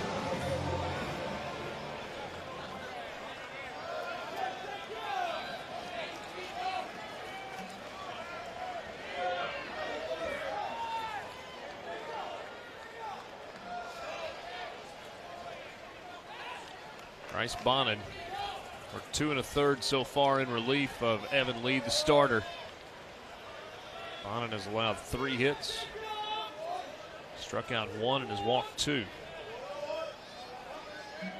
He's facing Jacob Adams. Adams grounds it to short. Figures to Shaddy. Over to McFarland in time for a double play to end the inning. Arkansas had it played just right. 6-4-3. Rebel strand a runner. 3-2 after 4. SEC in the top 25 of the RPI. Both of these teams in the top 10. You see the Razorbacks on top of the West right now at 5-2. They're 19-7 overall. Ole Miss 23-4 overall. Ranked 7th in the current RPI. They actually dropped 4 spots after their loss at home last night. Interested to see what a win tonight against Arkansas would do, how far Ole Miss might jump up. And Arkansas, they jumped up 6 spots in the RPI after their win last night on the road.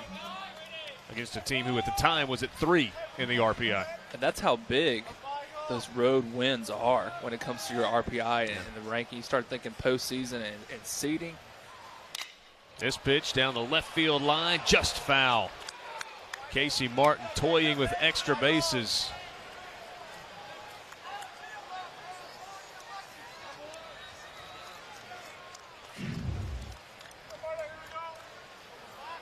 It's close.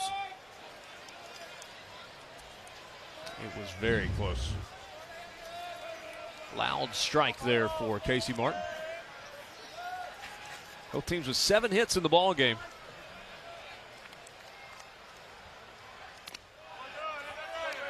Feigl had an easy 4th, got a couple of ground outs, recorded his 2nd strikeout of the ball game.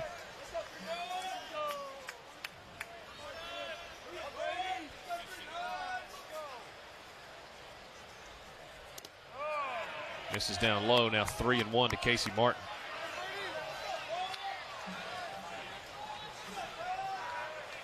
Feigl in pretty good shape from a pitch count standpoint, 61 of them. He works here in the top of the 5th.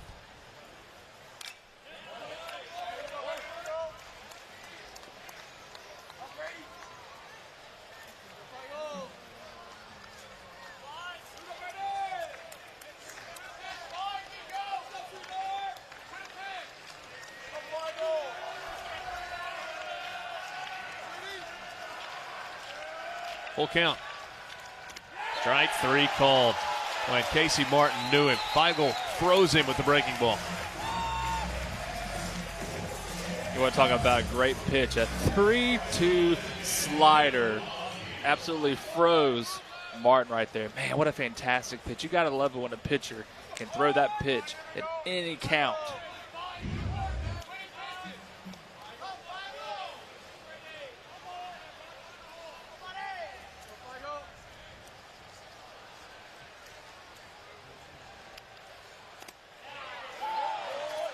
Bonfield takes strike 1.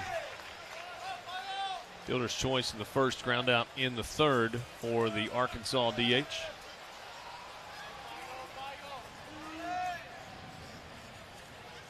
The 0-1.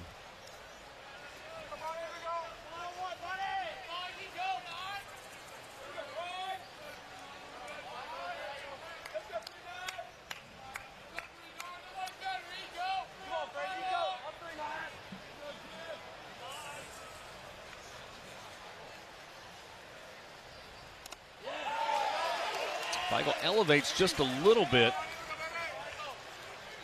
He's now ahead of the count of Bonfield.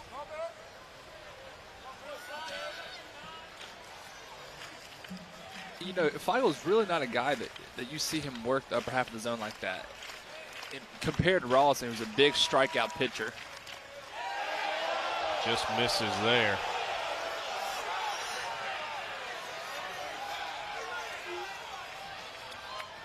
It's a good location ahead of the count.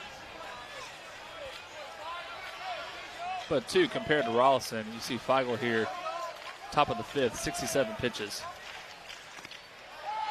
That ball ran inside. Full count now to Luke Bonfield.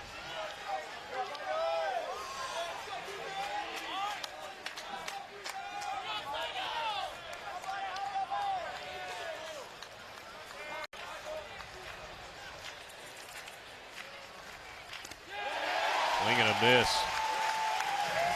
Bonfield might have gotten a piece of that. I think that was the signal from John Brammer, the home plate umpire. 4th strikeout of the game and 6th Razorback in a row retired by Feigl. You know, Feigl really working that slider early in the count to Bonfield, and there working that slider late. Excuse me, fastball late. Nice swing and miss.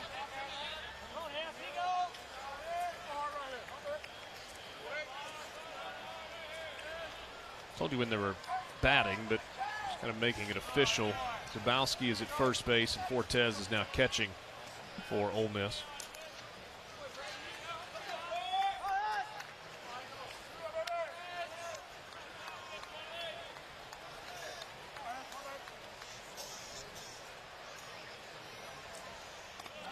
Two 2-0 to Heston Kerstaff. He popped out to left in the first inning and hit a rocket right back up the middle in the third. 1 for 2 tonight.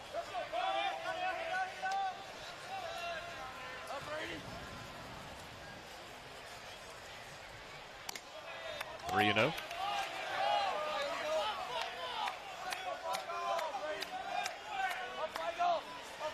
Nowski was at first base last night. Did not start this game with the lefty on the mound.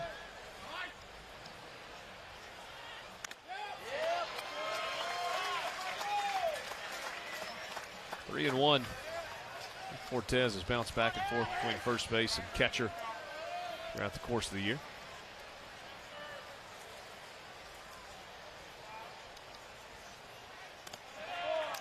And a walk to Kerstad.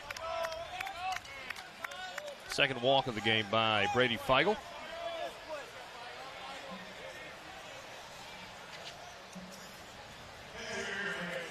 Grant Cook now coming to the plate.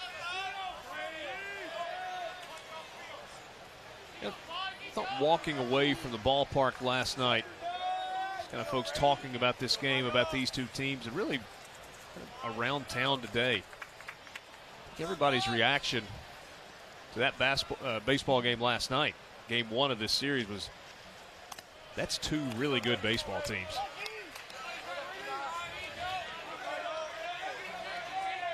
Had a 4-4 game going into the 6th last night. Arkansas got 2 runs. They were able to make it hold up. Won 6-4 in game 1.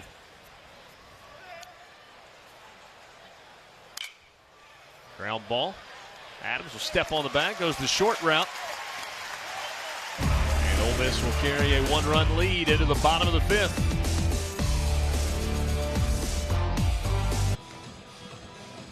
Game 1 starter for Ole Miss, Ryan Rollison, joins us now. We talked with Blaine Knight just a little while ago. Interested to get the perspective of Ryan Rollison. 5 1/3 innings last night, 5 earned runs, had 8 strikeouts and a walk. Obviously disappointing not to get the win, not as a team to get the win in game 1. What did you take away from last night's ball game? I think I came out with a lot of adrenaline. I was pitching up in the zone a little bit, not able to get my fastball down. And Arkansas's got a great offense, and we knew that coming in. But I got to do a better job of keeping my fastballs down and getting ahead in counts. Ryan, how much pressure do you feel this year? A lot of expectation. You're in that number 1 starter role. People talked a lot about Cape Cod last summer, about draft expectations and all those things. Does all of that weigh on you? Do you carry that with you to the mound? Yeah, I mean, it's easy to say that it doesn't affect you, but at the same time, it's hard not to think about when you're out there. But we've done a lot on the mental side of the game this this offseason with Brian Kane and within the team, and we just try to think about executing one pitch at a time, and the rest is kind of out of our control. So that's what I try to do every single time out. Baseball is such an emotional roller coaster of up and down, and you kind of got to stay on that happy medium, and keep your composure. Bottom of the 5th inning, Ole Miss top of the lineup. Gray Kessinger, Ryan Olenek, and Nick Fortes. Bryce Bonin, second pitcher tonight for Arkansas. Lee made it only an inning, and so Bonin has gone the rest of the way. Right, you mentioned the Arkansas, the lineup. What makes them so good? Because these are tough batters that you had to face last night, and Feigl is facing now. What makes them such a good lineup? Yeah, they're so disciplined at the plate. They're looking for one pitch, and they kind of force you to throw it, and they're tough out. So they're not easy to get ahead of, because if you don't get ahead, they're looking for fastball and going to attack it. So it's a deep lineup with a lot of talent. Thanks, Will. With a lot of talent and a lot of pop, so you kind of got to mix your speeds with them and mix in off speed as well. Oh, that might be out of here. Kessinger hits a fly ball to center. Ball not carrying real well tonight. Fletcher able to run it down and make the catch. Wind a little bit different tonight. They're taking care of you. That's good. A little bit different weather tonight than what you guys dealt with last night, huh? Yeah, exactly. The wind was blowing out to right, and then we kind of had a front come in and kind of got some balls out, and kind of deadened some balls to left. So it was a weird night of weather last night. Speaking of weird, you baseball guys are weird. You know that, right? This team is weird, very weird. Look a little dehydrated down there. Yeah. So Ryan, what is it about this team? Because there seems to be a little bit of an it factor so far this season. The ability to come from behind.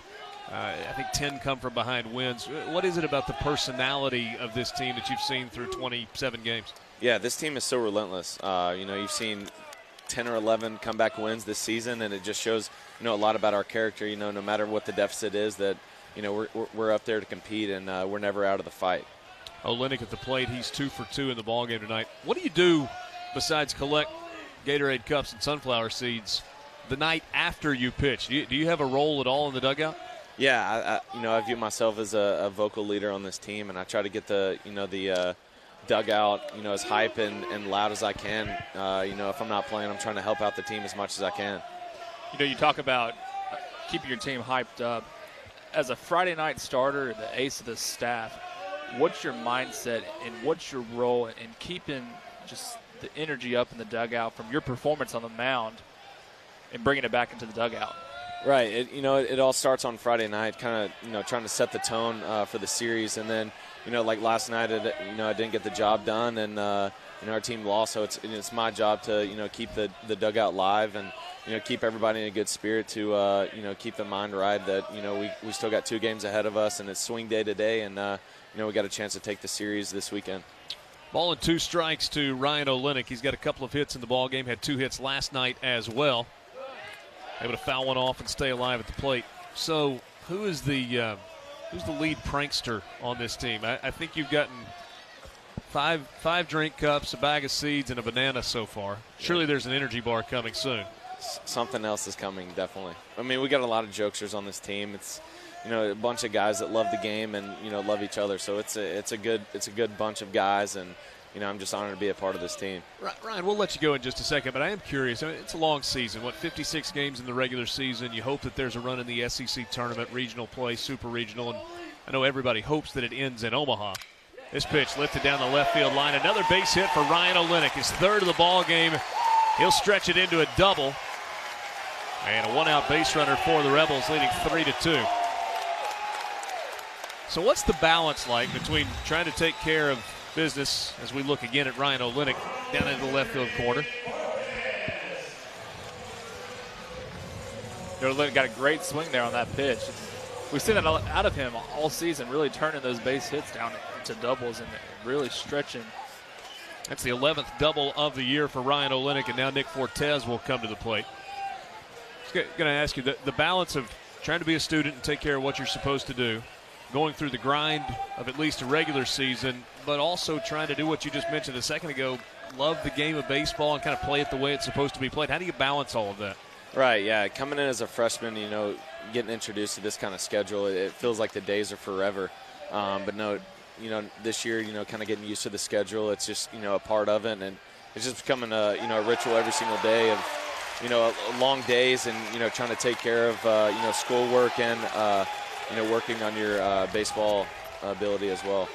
Hey, we'll cut you loose and let you go be one of those cheerleaders. I know you got a bunch to drink and eat there as well, Ryan. Thanks for your time. Thanks, guys. That's Ryan Rollison. Pitched last night for Ole Miss.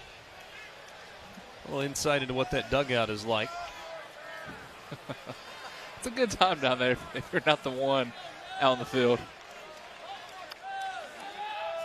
Nick Fortes this year with runners, with a runner on third base and less than 2 outs. 7 for 10. Takes ball 2 there. He's hitting .700 with a runner on third and less than 2 out.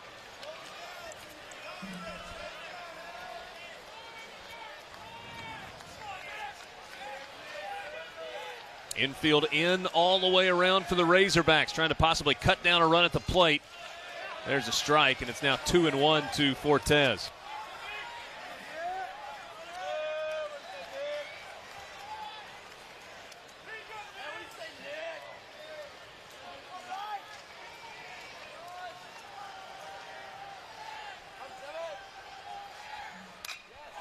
Fly ball to left field, on the run. Kerstad still on the run. Ballpark not gonna hold it. 6th home run of the year for Nick Fortes.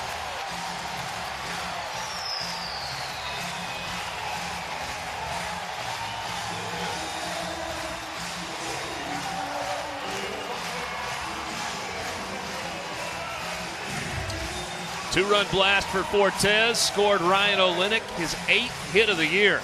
With a runner on third and less than 2 outs, that's a big fly. You've got to love the emotion out of Fortes. Coming around those bags, really getting his team pumped up after he just hammers that baseball over the left field wall. Something to cheer about for Ole Miss students out beyond the right field wall. Rebels with a 3-run lead. Dave Van Horn is making a trip to the mound, which means the Razorbacks are making a pitching change. Bonin is done. And the right-hander Cole Ramage is coming in, a freshman from South Lake, Texas, South Lake Carroll High School. 3-run lead for the Rebels. We'll take a timeout. Back after this in the bottom of the 5th. Ole Miss leading 5-2 over Arkansas. Rebels now have 9 hits in this second game. Trailing a game in the series after the Razorbacks won 6-4 last night. A pitching change for Arkansas. The pitcher in the game, the right-hander Cole Ramage. Ramage is making his 9th appearance of the year. He's 0-1 with a 3.65 ERA. Brady, you're seeing a third pitcher of the game. Arkansas feels really good about Blaine Knight, and they feel really good about a healthy Isaiah Campbell. But he's not on the trip this weekend, and so you go a little bit different route, starting Evan Lee. They get 3 1/3 out of Bonin, who's been a reliever all year, which is asking a lot for him, and now going to Ramage, trailing by 3. I think that really goes to show, and you see it on the Ole Miss lineup tonight, the runs they've scored tonight, that it's tough when you don't have your number 2 guy healthy and going for you. Now, granted, the Arkansas bullpen, they do a great job, and tonight I think Ole Miss has really just settled in, and their batters, it's a totally different lineup than last night.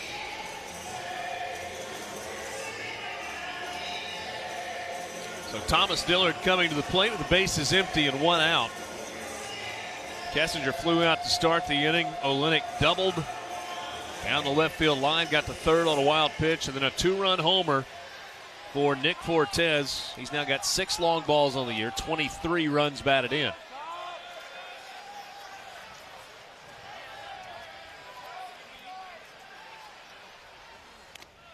Swing and a miss. Breaking ball. Thomas Dillard tonight. Like a straight change there. I think so. He really likes to work the changeup to lefties. We got a piece of that when he's behind in the count 0-2.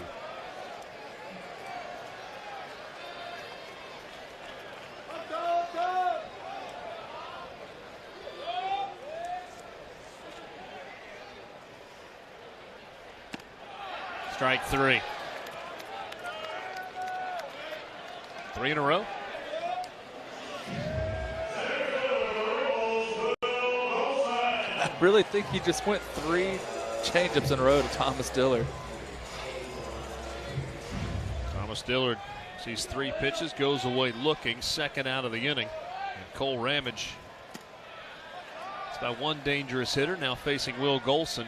0 for 1 with a walk and has scored a run.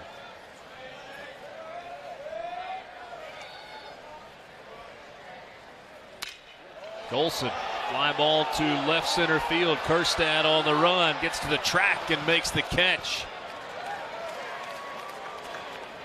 Fletcher and Kerstad, a little something to smile about there, but Ole Miss is smiling a little bigger right now thanks to a 2-run home run. The Rebel catcher Nick Fortes got it over the left field wall and gave the Rebels a little bit of a cushion. Up 3 after 5.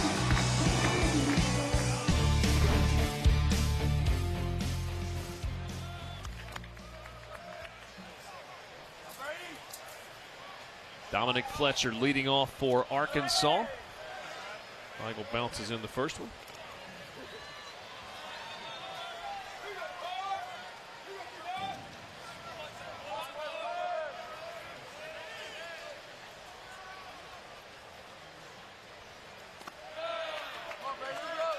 Two 2-0 to Dominic Fletcher.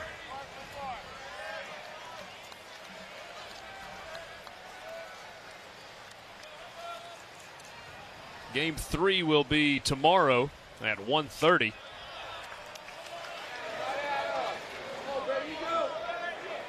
It's 3 in a row that miss to start the inning off. Brady Feigl working here in the top of the 6th.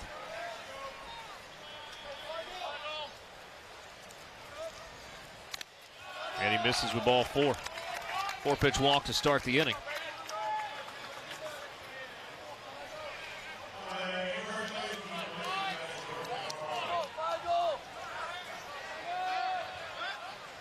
That's the 3rd walk of the game by Brady Feigl.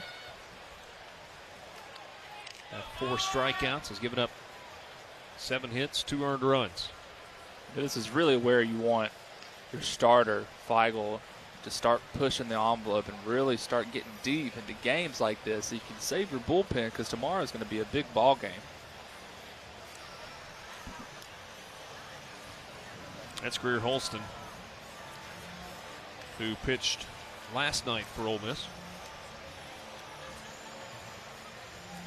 3rd pitcher used after Will Etheridge.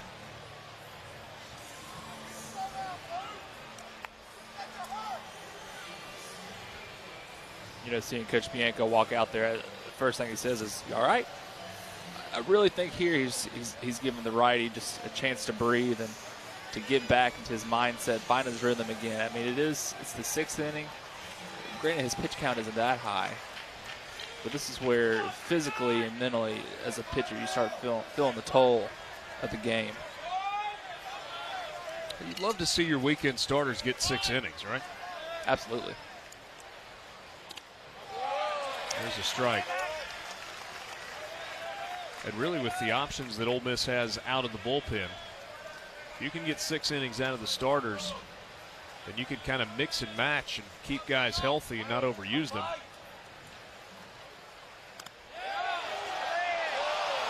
1-1. You think about, obviously, at the back end of the bullpen, Parker Caracci has emerged, and of course Dallas Woolfolk. Then you got Will Etheridge, Will Stokes, Greer Holston, who's throwing right now. Chopper left side. Kessinger tries to go to second for 1. He gets 1, but too deep to try and turn a double play. 1 away in the inning.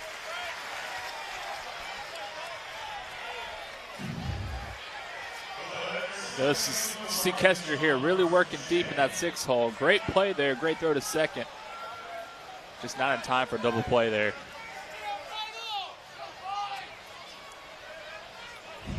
McFarland reaches on the fielder's choice, and now the 9-hole hitter Carson Shaddy. 3 hits last night, 1 for 2 tonight. He's got an RBI single back in the 2nd.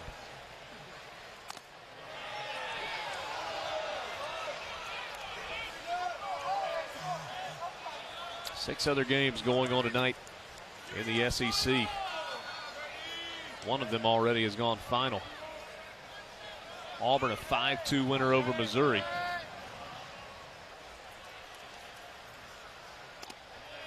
Auburn Tigers now 4-3 in the SEC. 2-0 to Shaddy. In the 6th inning, Georgia leading Texas A&M 3-0, trying to take the first 2 against the Aggies. Georgia playing good baseball right now. Alabama leading number 6 Kentucky 3-2 in the 7th. Excuse me, number 8 Kentucky. 3-0 here to Shaddy. Top of the lineup looming for Arkansas, trailing by 3 in the 6th.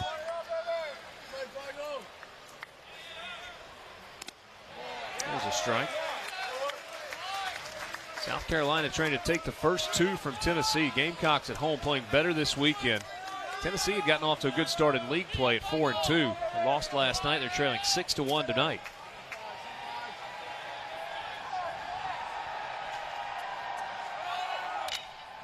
Chopper foul down the third base line. The runner McFarland was going. And now a full count to Carson Shaddy. Mississippi State, who has had all kinds of trouble scoring runs offensively, leads 3-1 over LSU in the bottom of the 5th.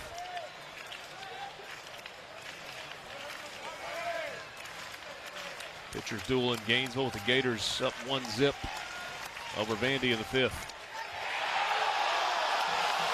That pitch just off the plate. Take another look. That's a great pitch there, I think, by Feigl. 3-2 count right there on the black. To me, I think that's a strike.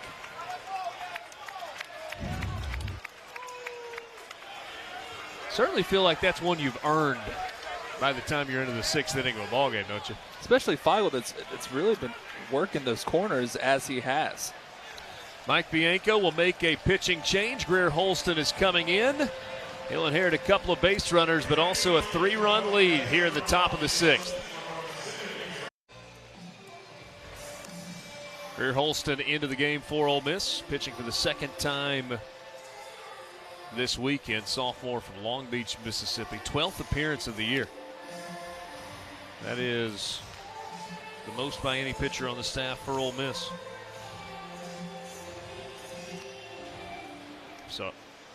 Sorry, this is actually his 11th appearance, which ties him for the most appearances.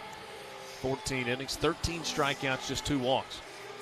You know, Holston's really not a stranger here to situations like this. Coming in, men on base. He does a great job of commanding the strike zone. He really has a fantastic slider as well. Brady Feigl tonight, 5 1/3. 7 hits, 4 strikeouts, 4 walks. A couple of hits early in this ball game. Arkansas scored 2 runs in the top of the 2nd inning, but he wasn't hit hard early in the game. And Feigl settled in and put 3 zeros on the board in a row. 2 earned runs, 4 walks, 4 strikeouts tonight. Feigl could be the winner in this game. He cannot be the loser. First pitch ripped foul down the right field line as Jax Biggers was out in front.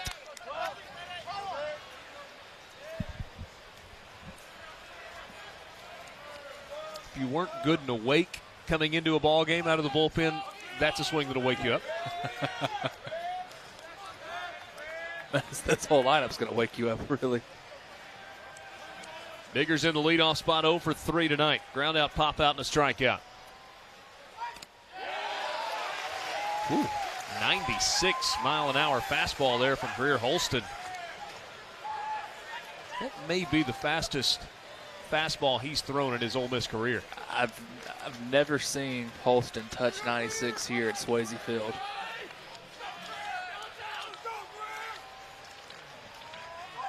Came right back with it. 93 on that one. 0 3 straight pitches for a strikeout of Biggers. Man, you gotta love it. Guy come out of the pen, big fastball, gets a strikeout, puts Ole Miss in a great position to get out of this inning. Holston strikes out the first hitter that he faces. Now Eric Cole first and second, 2 down. Cole's got 6 home runs on the year. Batting from the left side.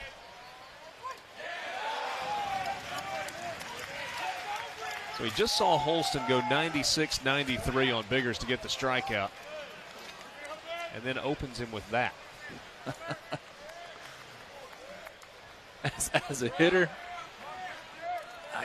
your mind's got to be everywhere, man. What's coming next? Is he going to throw that nasty slider? Or is he going to bring 96 and try to blow it by me? It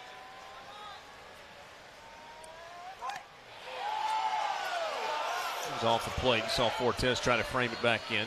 That goes 1-1 to Cole.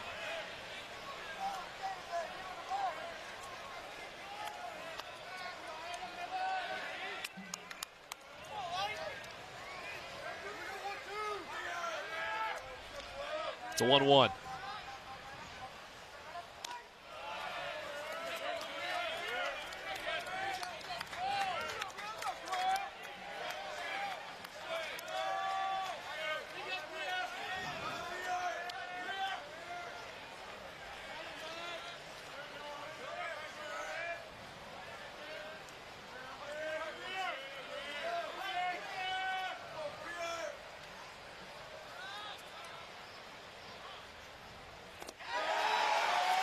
2-2 now to Cole.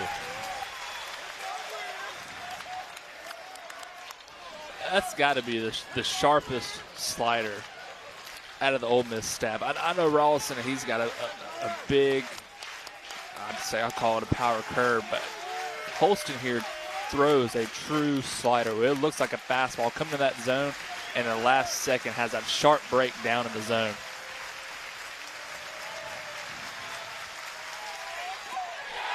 Strike 3 called. Back-to-back strikeouts out of the bullpen. Eric Cole frozen on a 93-mile-an-hour fastball. Ole Miss leads at 5-2 going to the bottom of the 6th.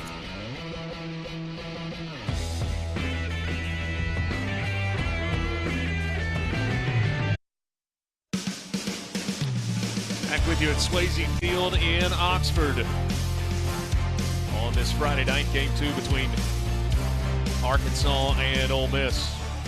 Rebels leading 5-2. Arkansas won 6-4 last night. Chase Cockrell facing Cole Ramage to lead off the inning.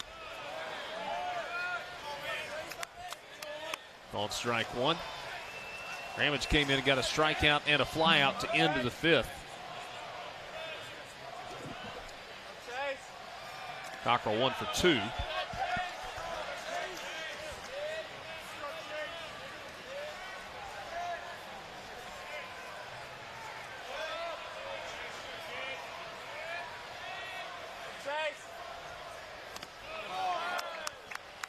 Good pitch there from Ramage.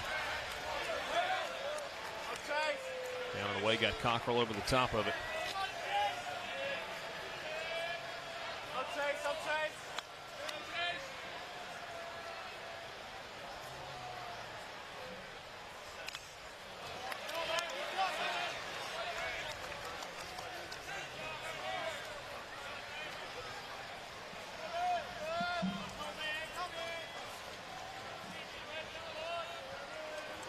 Chase Cockrell hit .239 with 2 home runs last year. This year he's hitting .413 with 3 home runs. That's a called strike 3. Goes away looking. Ramage working the bottom of the strike zone there. Ramage really working a right-on-right changeup early in the count. It comes here with a nasty curveball. Catch Cockrell looking. Ball's a little low in the zone too.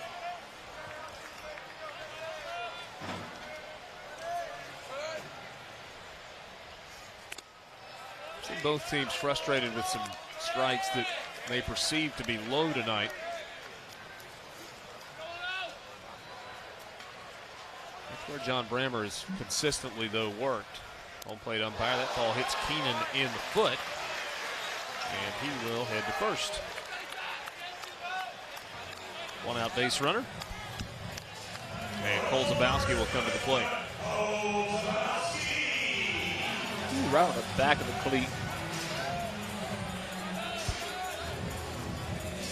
It's a little higher. I think Keenan might be struggling to get down to first base. Rather hit that on the heel of the cleat than on your ankle, right? Yeah. Even with that guard. Here's Cole Zabowski. Pinch hit for Cooper Johnson, the 4th inning. And a base hit through the left side of the infield.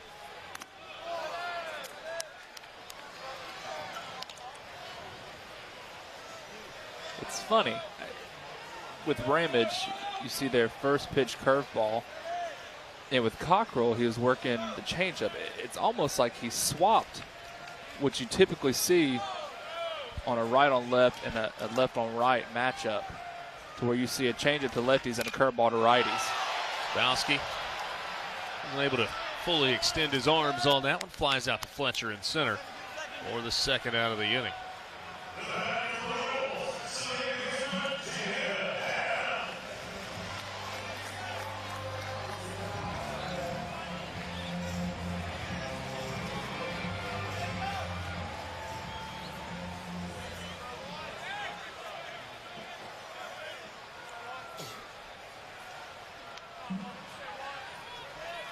Jacob Adams 0 for 1 tonight.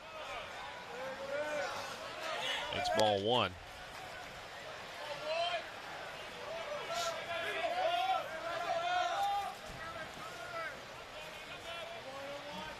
Adams was 1 for 3 in game 1 last night.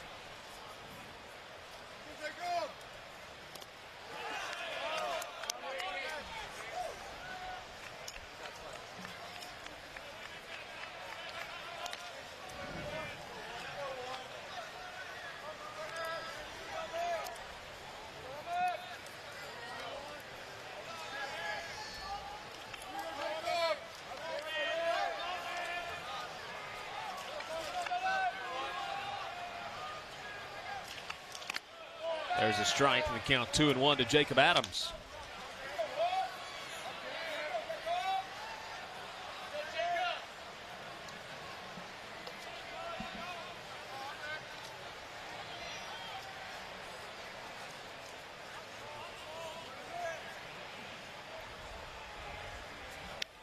The 2-1 from Ramage. Check swing. I'll say that Adams was able to hold up. Darrell Arnold was behind home plate last night. Ooh, that was close. That was close. So a 3-1 here coming to Adams. Chops it right side. Covering is the pitcher. Did he get his foot on the bag? Yes, sir.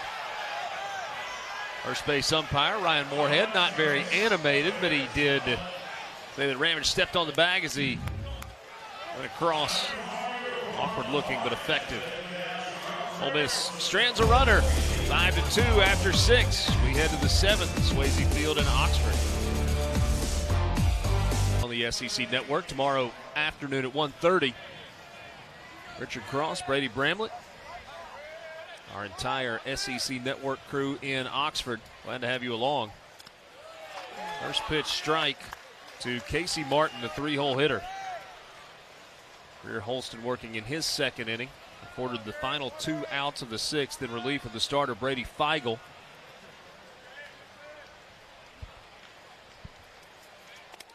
There's strike 2.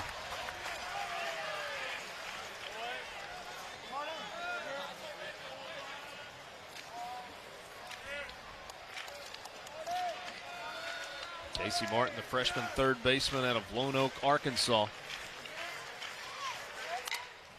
Rounds this one to short. Kessinger has to hurry. Martin just beat that out. That is a routine ground ball to 3rd. Kessinger waited back on it. You look up and Martin's about 2/3 of the way down the line. You know, Martin really early showed some flashes of the speed there. Of course, he got on by error, but here, man, he really turned it on.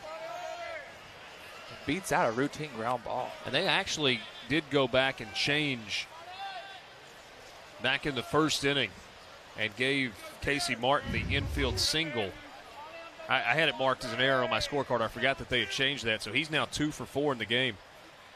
And both of his hits a result of speed.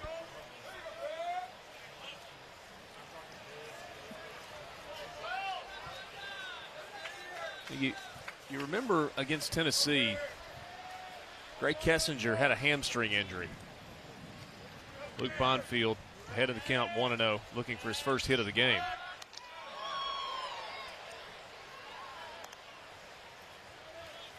And your immediate thought is to worry about, okay, lateral movement. Can he go in the hole? Can he run after he hits? But I think one area that maybe has kind of gone unnoticed is that right hamstring. And that's your plant leg when you're throwing. And you wonder if maybe he hasn't been able to kind of push off with that back leg as much. It's just a play that even with a speedy runner you're used to over the course of 2 years, watch Gray Kessinger make.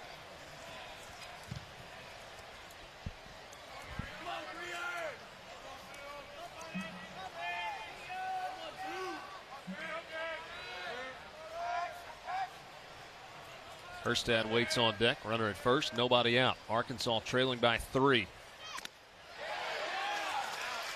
Told you last night that Arkansas undefeated on the year when leading after 6 innings. They were 15-0 going into last night's ball game with the win last night, 16-0 when leading after 6. On the opposite end of the spectrum, they have not won a game this year when trailing after 6. 0-4. That's the scenario here in the top of the 7th. Bonfield gets a piece to stay alive. So the trend for the Razorbacks last night held. We'll see if it holds tonight.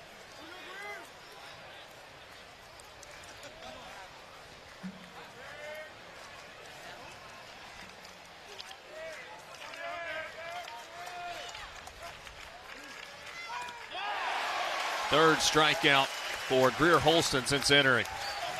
Second time tonight that Bonfield's gone down swinging. Man, you just got to love watching Holston pitch here and really command that slider. That's a tough pitch to handle as a batter.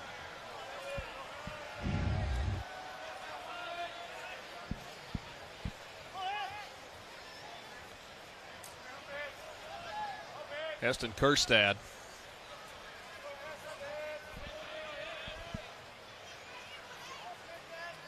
Another freshman. You got the freshman Casey Martin at first.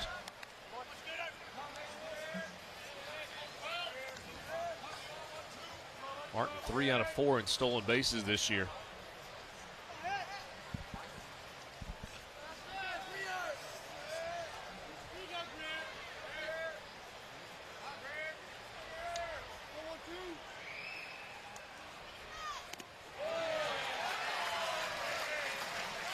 No, there's a whole lot more to stealing bases than just speed, but you look at the way Casey Martin runs. Seen a couple of infield singles from him tonight, and you would think more than 3 stolen bases. If he played for Tim Corbin at Vanderbilt, he's in double digits right now. I don't know if he's a great base stealer or not, but he's in double digits with his speed. Just not a big part of Dave Van Horn's system, especially in this offensive lineup that swings the bat 1 through 9.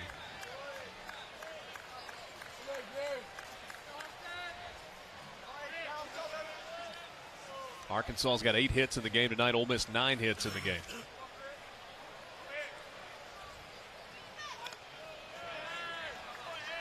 Two and 1 now to Kerstad.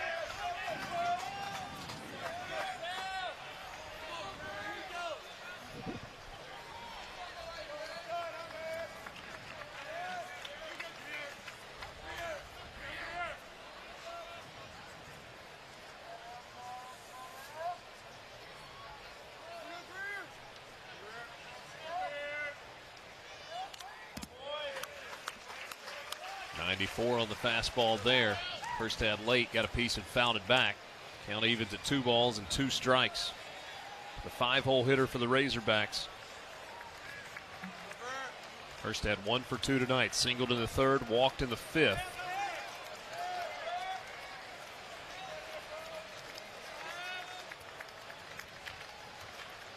See if Holston goes back to that slider. He did, and he gets Kerstad to swing and miss. Fortes able to hang on. 4th strikeout for the mustached man, Greer Holston. No surprise here, going back to that slider. There he starts it lower into the zone, and that ball ends up back on Kerstad's right foot. That's a great pitch to a left-handed batter. 2 down, runner at first, Grant Cook. 0 for 2 with a walk. He scored a run tonight. I would argue that pitch, that's probably one of the toughest pitches to make in baseball. And Greer Holston there made it look easy. Boy, paints the outside corner with a 94-mile-an-hour fastball.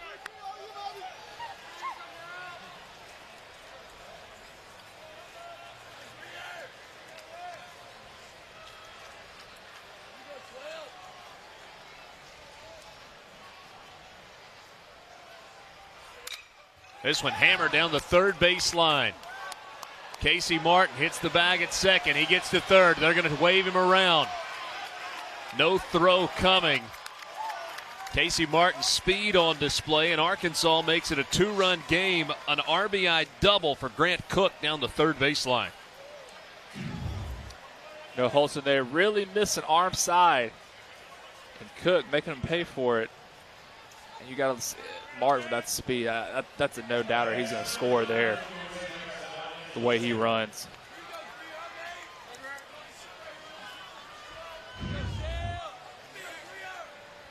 So Arkansas gets a run here in the top of the 7th inning to make it a 2-run ball game. Their 9th hit of the night.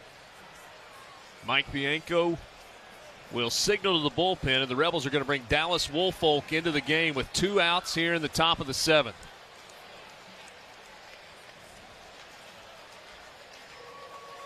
Greer Holston works an inning in the 3rd, strikes out 4. Tell you about Dallas Woolfolk when we come back to Oxford.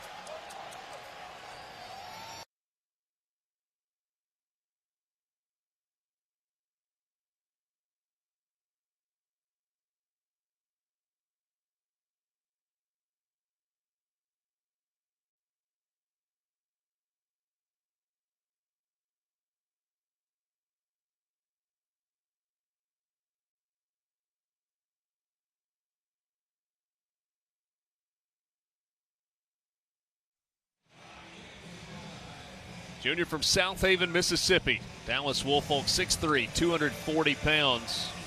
The better part of 2 years has been the closer for Ole Miss. This is 12th appearance of the year, sub-1 ERA.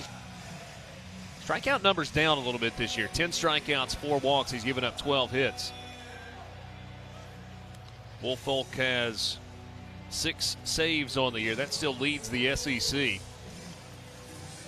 A bit of a change in roles, though, for Dallas Woolfolk. Right now they're using him as the setup guy.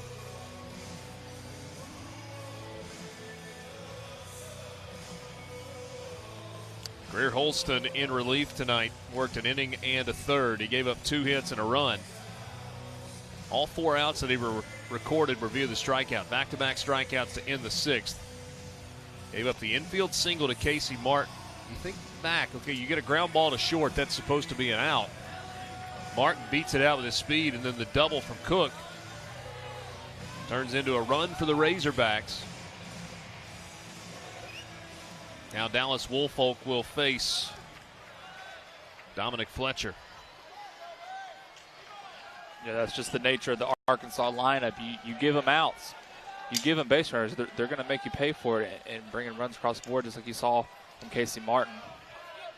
Fletcher went 1 for 4 last night. He's got his 6th multi-hit game of the season tonight. Singled and scored in the 2nd, singled in the 3rd, and walked in the 6th. And this pitch is up and out of the zone.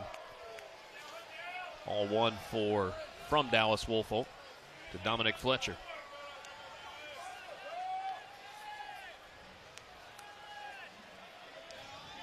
Fletcher's 12 home runs last year, the 2nd most by a freshman in Arkansas history. He was 1 off tying the freshman mark.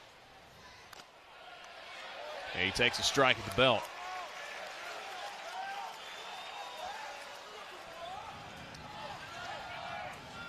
See Fletcher's reaction. Obviously didn't agree with the call by John Brammer.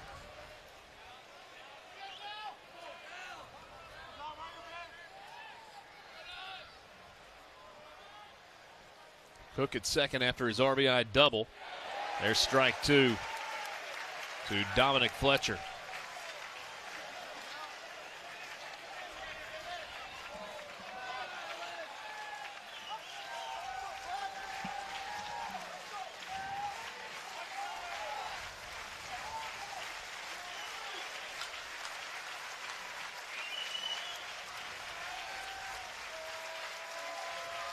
The 1-2.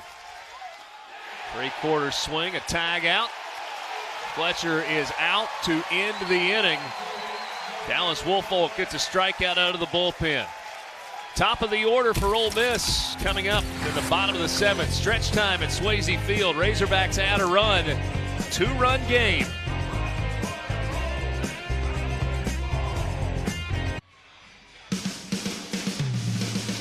Seventh largest crowd at Swayze Field all time tonight, 10,648.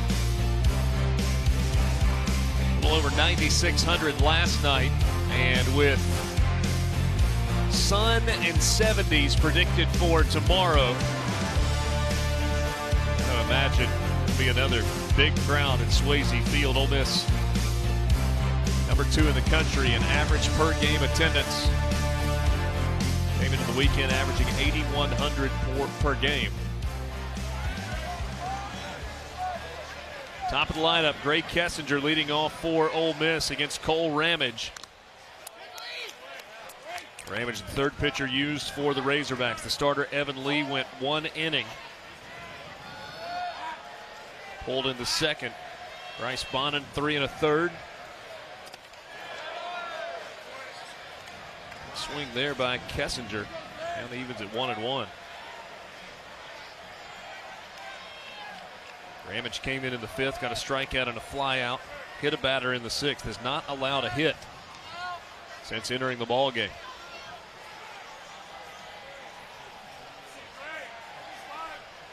One to Kessinger.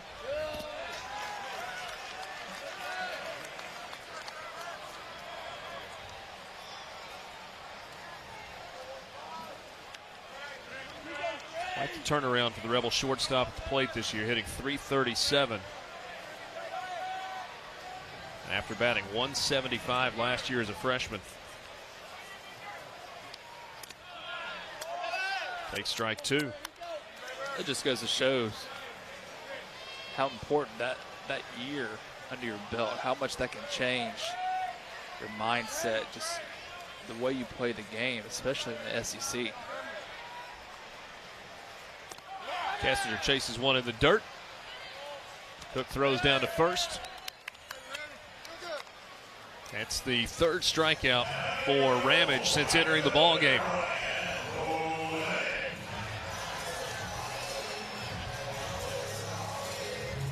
Ramage really did a good job there working that off speed down the zone. We talked earlier about those pitches. You start them down the zone, have that late bite. You're going to get a lot of swing and misses out of pitches like that.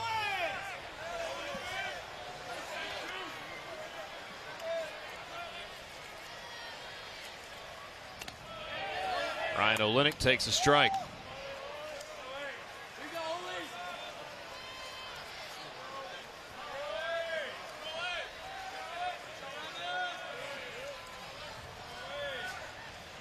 Five hits on the weekend for Ryan Olenek.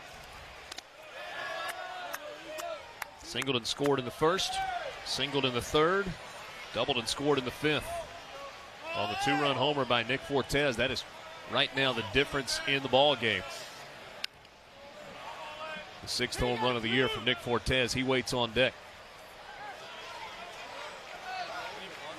2-2 now to Olenek. He's now got 11 multi-hit games this year.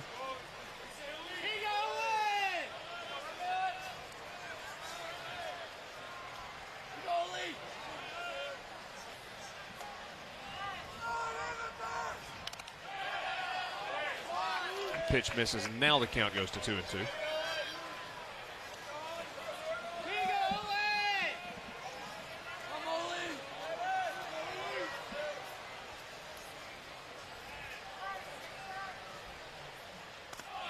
There's a strikeout. Boy, Ramage has been good out of the bullpen tonight for Arkansas. And again, he's working that right-on-right changeup. That has so much depth, that pitch. I mean, he's using his changeup as a strikeout pitch, and you really don't see that a lot. 4th strikeout of the night for Cole Ramage. He came into this game with 17 strikeouts and 5 walks. He's allowed 1 base runner. And that was Tyler Keenan, who he hit by pitch. Here's Nick Fortes, chops to 3rd. Big hop there for Casey Martin. Throws low, and it gets away from McFarland over at 1st. Now Fortes trying to get to 2nd, the throw-off line. And Ole Miss has a runner in scoring position with 2 out in the inning.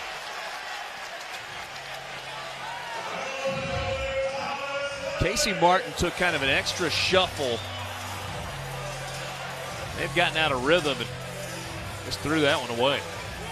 Martin's had such a fantastic night tonight at 3rd base, making great plays, really showing off his arm. And Fortes, not the fastest runner on the team. I mean, there you got to take your time and just really make sure you get that out, especially with a lineup like Ole Miss. Once again, you give them freebies, something's going to happen. Thomas Dillard coming to the plate for Ole Miss. Wes Johnson out to talk to Ramage. He was going out, if you saw him call the entire infield in.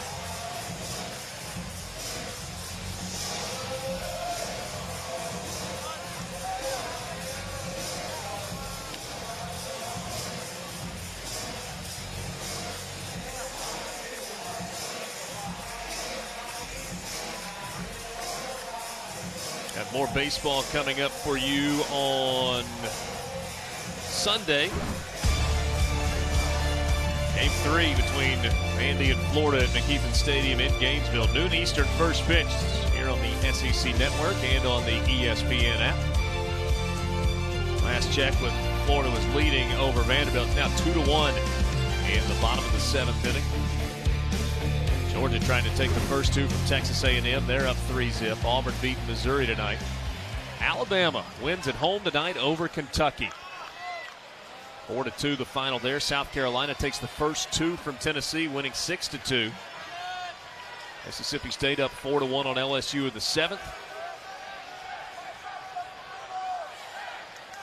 Here in Oxford, it's 5-3. Ole Miss leading over Arkansas, trying to even the series at a game apiece. Arkansas won 6-4 last night. Thomas Dillard, an RBI single in the first, fly out and a strikeout since.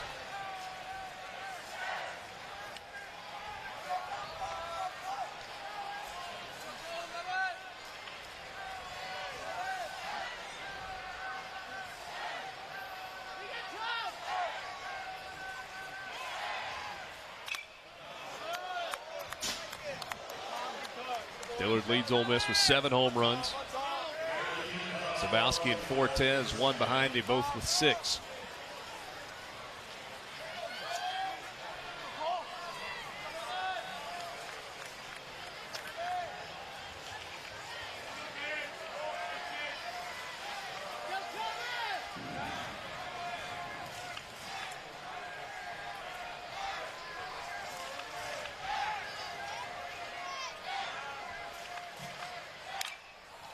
This one chopped to first. Tough one to handle, but a good job getting over by Ramage. McFarland kept it close enough to make the play. 7 complete. Ole Miss 5, Arkansas 3.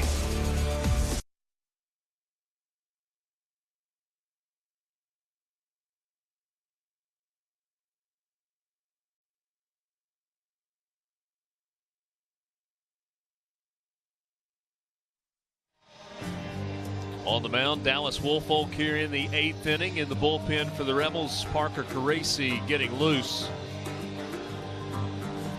It's the role that Dallas Woolfolk has occupied for the last couple of seasons. Compare these two numbers. Combined for 10 saves this year. Caracci's strikeout numbers, though, just off the charts. 34 strikeouts and 2 walks on the season for Parker Caracci. I think it's a good problem to have when you got 2 closers, true closers. You got one that can act as a setup guy, and you got one that can act as the closing role. And really, you could reverse those at any time out of the pen. And it felt like the Parker Caracci story kind of took a new life of its own last weekend in College Station. A couple of saves for Caracci. Dallas Woolfolk's velocity has been down this year. We've seen him at 92, 93 tonight, which is really closer to what you've come to expect from Woolfolk. 2 balls and a strike to Jordan McFarland. It's funny that you say his velocity is down, but 92, 93, that's still pretty dang hard. McFarland last night 2 for 4, including a home run. And he hits a fly ball down the left field line. If it's high enough, it's gone. It's not. Off the top of the wall. Throw comes back in. McFarland slides into second with a leadoff double. He missed making this a 1-run game by a foot. You know, Woolfolk really missing up here. And you see on the look on his face, as soon as he makes that pitch, that ball above the belt. McFarland really making him pay for leaving that fastball up in the zone, especially a guy that throws as hard as Woolfolk does. Man, he's just applying the power there for a swing.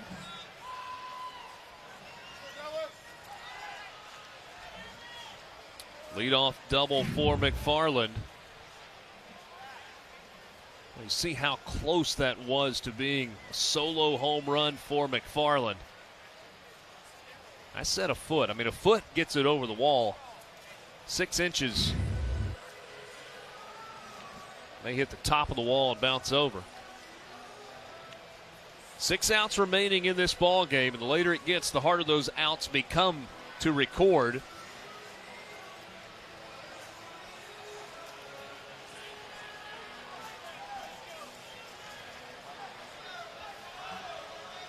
That ball was hit hard.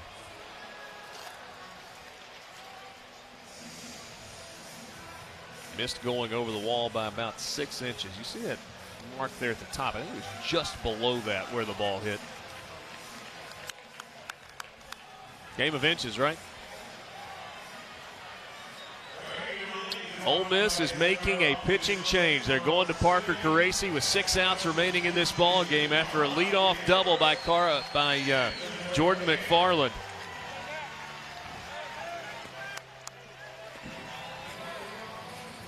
Parker Caracci did not make the 35-man roster as a freshman. He did not make the 35-man roster as a sophomore. He's played a huge role this year. Parker Caracci has had to deal with some difficult stuff off the field that has gotten him to this point. I was in my room watching a movie, and my mom came upstairs and said, Walker's in ICU, you need to go to the hospital. And that's when I kind of realized it was pretty bad. So that's the first instance I've had of somebody like close to me that I know that passed away. Rivers was my best friend from 7th grade until he passed away, and like we did everything together. You could always, like, anytime he went somewhere, I was right there with him. And on the bill of my hat, right in the middle at the top, I have 65, my number, and then under that I have RM and for Rivers McGraw, and then under the RM, WW for Walker Wilbanks. Finding new ways to do things, like without your best friend by your side, it's tough to do, but once you do it and then realize that he's always going to be with you, I mean, it's definitely not normal, but it's easier. Parker Caracci, the sophomore, third-year sophomore from Jackson, Mississippi, played high school football and baseball at Jackson Prep. Walker Wilbanks, who he referenced there, was a high school football teammate. August game early in their senior season, and ended up passing away. And then he referenced his best friend Rivers McGraw as well. 12 appearances on the season, a 1.08 ERA, but the eye-popping number is strikeouts. 34 strikeouts, just 2 walks on the season for Caracci. I mean, you talk about command and talk about a big fastball. I mean, we're going to see Caracci. He can flash 98 up there on the gun, and you're going to see it tonight against these Arkansas batters. Carson Shaddy, 1 for 2 tonight. 3 for 4 last night, a 4-hit weekend for the Arkansas second baseman with McFarland out at second.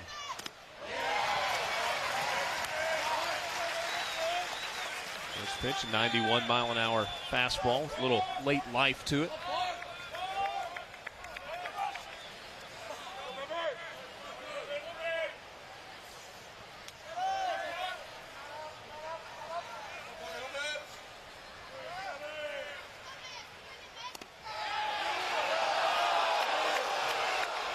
It's just missed inside, a ball and a strike to Carson Shaddy.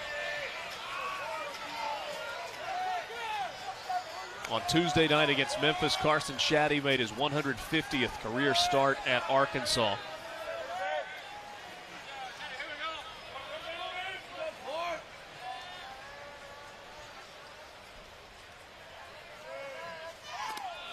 Two and one. Shaddy, a fifth-year senior.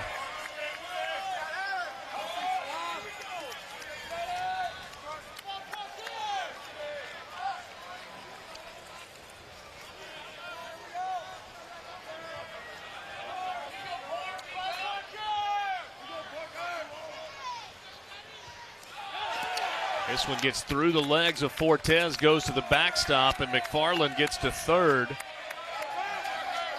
And now Shaddy ahead in the count, 3-1. Carson Shaddy represents the tying run in the ball game.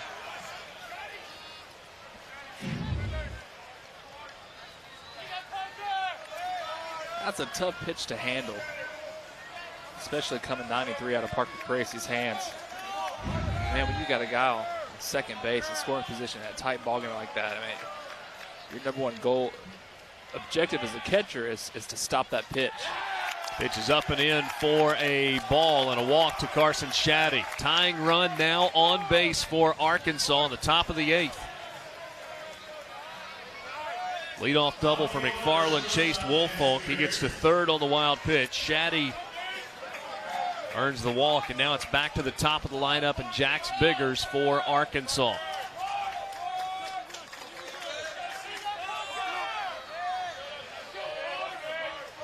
Razorbacks have not won a game this year when trailing after 6 innings. They were down 5-3 after 6 tonight. They're actually down 5-2 after 6. Got a run in the 7th.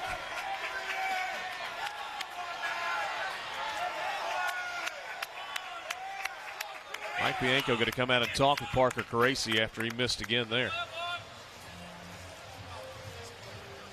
This is not to make a change. There's nobody throwing in the bullpen for Ole Miss.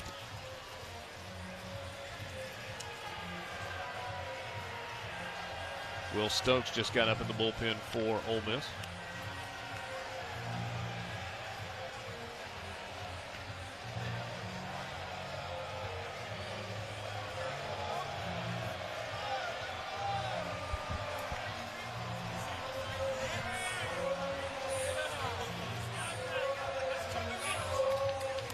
First and third for Arkansas. Trailing by 2. Parker Caracci, fourth pitcher used tonight. Brady Feigl started, then Greer Holston, then Dallas Woolfolk. And now Caracci, who had 2 saves on the road last weekend against Texas A&M.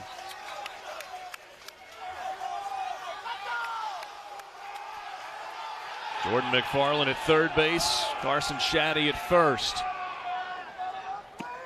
There's a fastball strike, 1-1.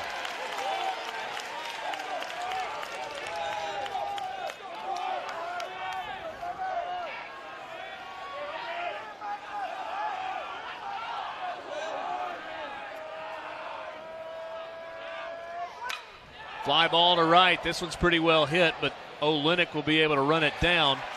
That will score a run. First out of the inning. McFarland, who led off with a double, comes home to score, and it's now a 1-run ball game. Shaddy stayed put at first.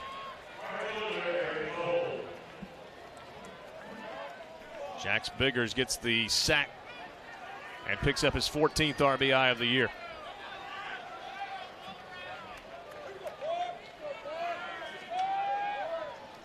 Ole Miss leads in this game because of a 2-run home run from Nick Fortes back in the 5th inning. Here's Eric Cole, 2 for 4 tonight.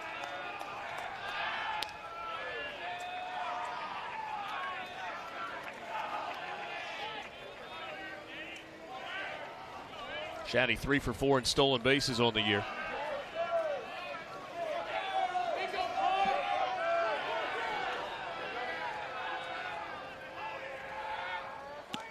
Cole takes off speed for strike 1.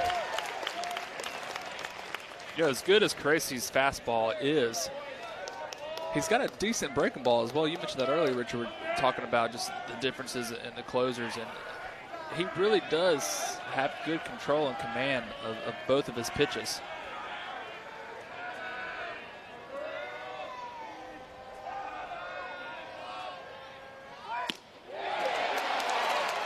Strike running back in, nipped the corner. Eric Cole behind in the count, 0-2.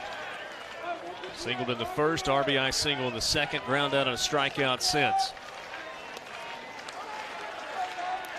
Arkansas has not won a series in Oxford since 2010.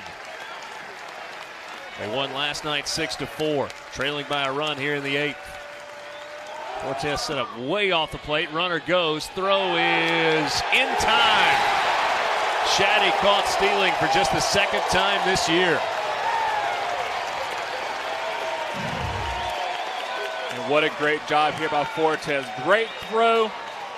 Fantastic arm, Kessinger. Great job setting up there on the bag. In a tight situation like that, that is a key out for the Rebels.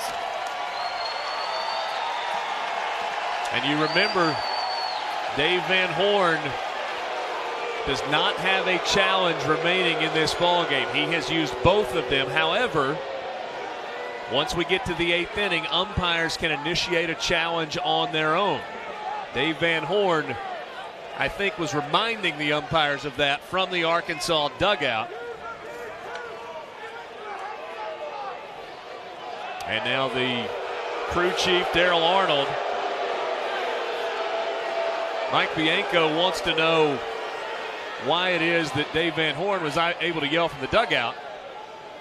But again, that is the umpire's option to review that play once you get to the 8th inning.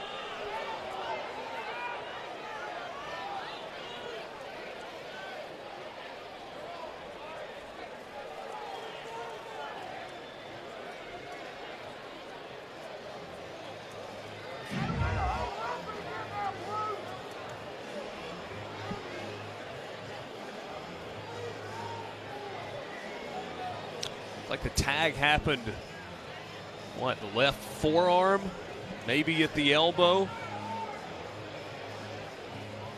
Well, that's a close one to watch again. Second base umpire Jason Millsap made the call. Look closely where the tag happens and look at the left hand as it goes into the outside corner of the bag.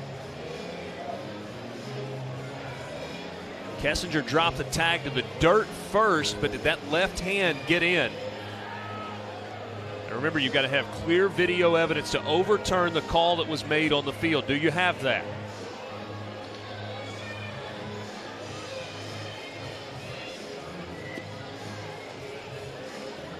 Third review that we've had in the ball game tonight. Both Mike Bianco and Dave Van Horn reviewed a play early in the ball game. It was the same play. Oh, that is close. Question is, okay, watch the glove from Kessinger. It goes to the ground first. Did he get him on the arm with that initial drop to the ground? That's going to be the question. Can you see any daylight between where the tag happened on the left arm? Because if you're slowing it down, obviously, frame by frame. If they rule that the glove is touching the arm right there, then he's out. If they say that Kessinger then had to move the glove to get to the forearm, then he'll be safe.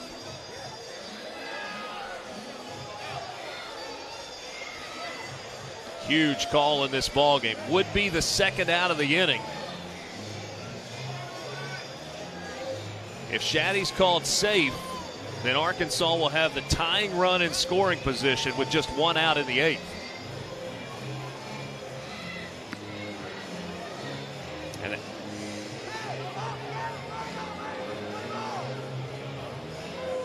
I think the question is, when you go frame by frame, is Kessinger's glove right there making contact with Shaddy's left arm? And is there enough evidence to overturn the call that was made on the field?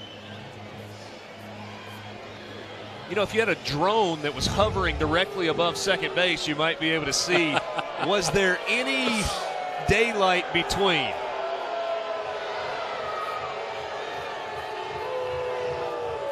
This is not, again, Dave Van Horn did not have a challenge. And the call will stand on the field.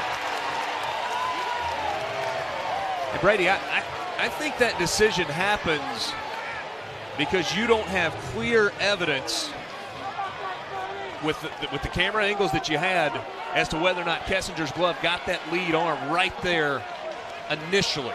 I think you're absolutely right, especially like we're saying, at a critical moment like this, unless there is just undeniable proof that he is out there, that he's safe there, that you've got to keep the call as it stands.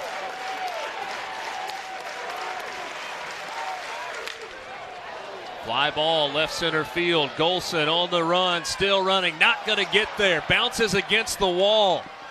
Oh, that's the difference in a tie ball game and still a one-run ball game as Eric Cole goes the opposite way to left center for a two-out stand-up double. So Eric Cole really going down there to get that pitch. Like you just said, the call earlier, that's the difference between a tie ball game and just a runner on second with two outs.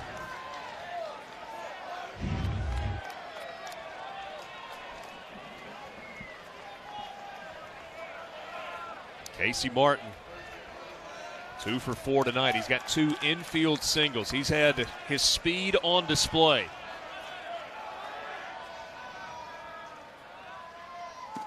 Swing and a miss. Off speed from Caracci. When you think about it, there's about a 15-mile-an-hour difference between the off-speed pitch and the fastball from Parker Caracci.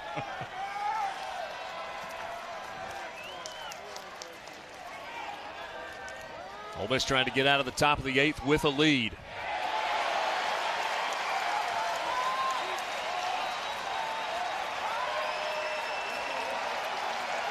Casey Martin not the first to have that kind of questioning look in the direction of John Brammer tonight. Crowd of 10,648 on its feet at Swayze Field. The 0-2, fly ball, deep center field. Golson on the run. He'll settle at the track and make the catch. 2 deep fly balls in the 8th inning for the Razorbacks. They get a run. Ole Miss will try to add to the lead with 5, 6, and 7 coming to the plate.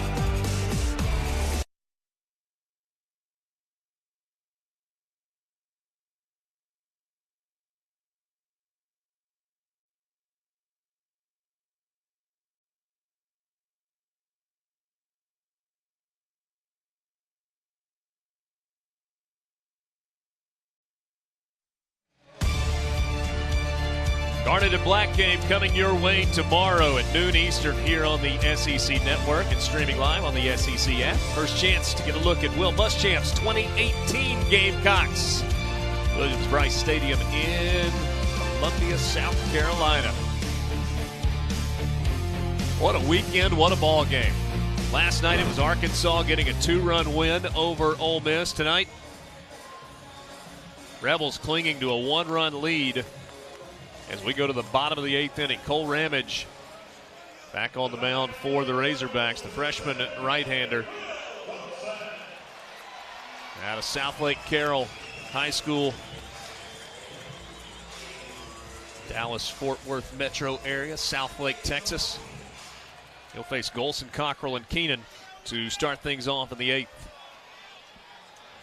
Will Golson 0 for 2 tonight with a walk, has scored a run.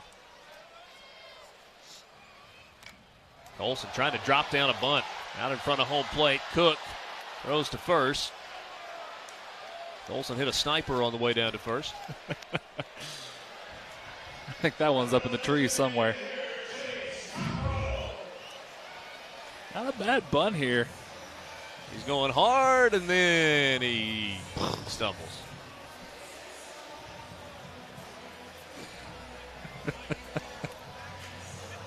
That one doesn't go on the highlight reel. I think probably Cook's able to throw him out regardless, but 1 out in the 8th.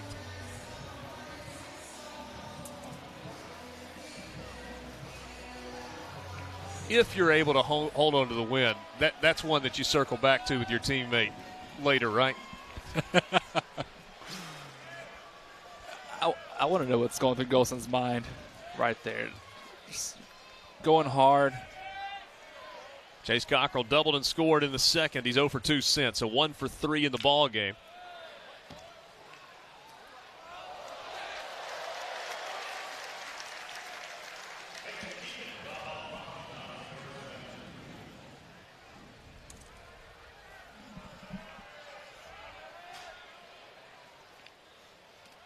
Swing and a miss.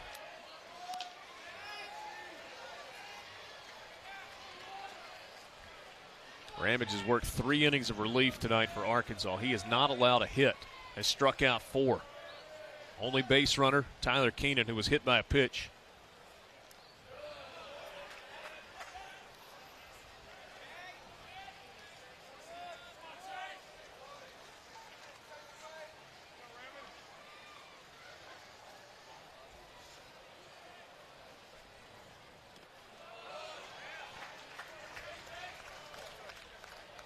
Count goes to 2-2 on Chase Cockrell.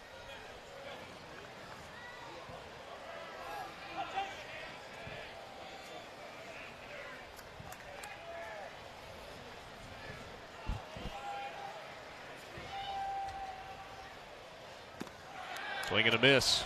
5th strikeout for Ramage.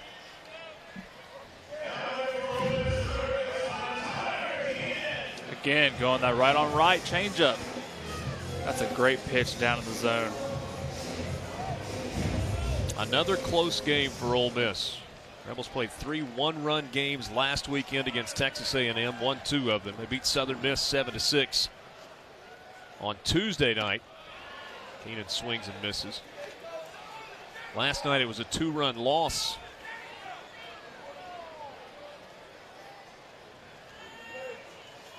Tonight Ole Miss leading by 1 in the 8th. Keenan chops it right side. Big hop for Shaddy. An easy 8 for Cole Ramage. He has done his job for Arkansas. The Razorbacks with 4, 5, and 6 coming to the plate need a run to keep this game alive.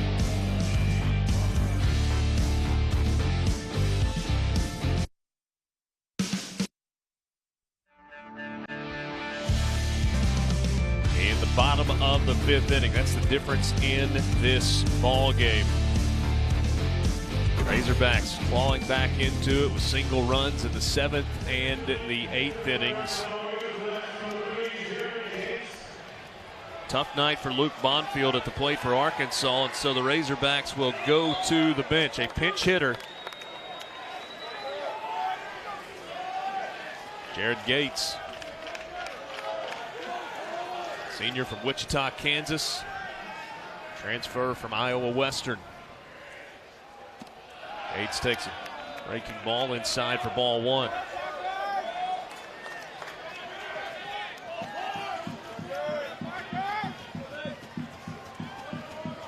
Jared Gates hitting .227 on the year. He's got 3 home runs and 11 runs batted in. Takes low for ball 2.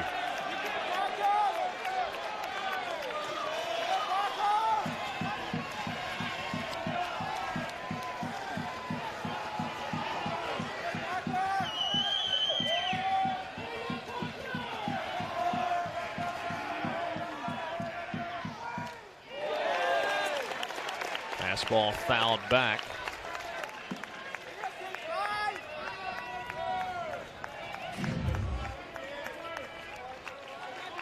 Right into your living room. Maybe you're watching on the go with your phone. That may come right into your nose. 2 balls and a strike.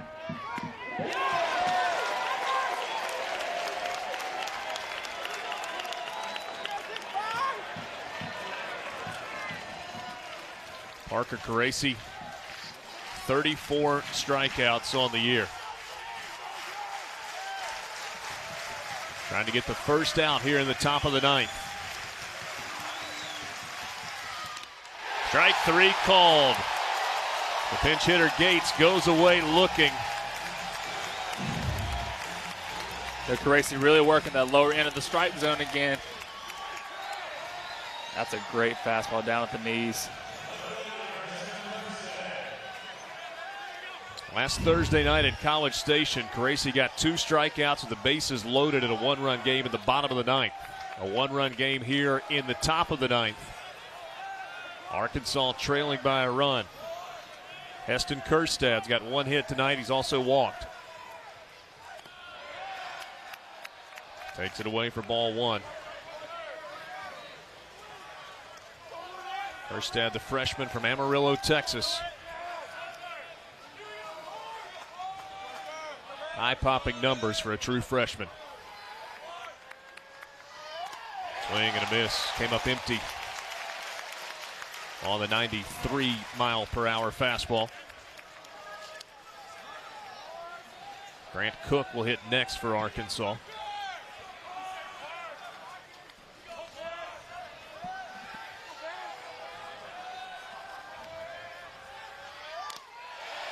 Two and one. Kind of gotten to that stage of the game where the crowd wants and expects anything that's actually caught by the catcher to be called a strike. This crowd here, too, they'll give it to you. If they're not happy, they will let you know.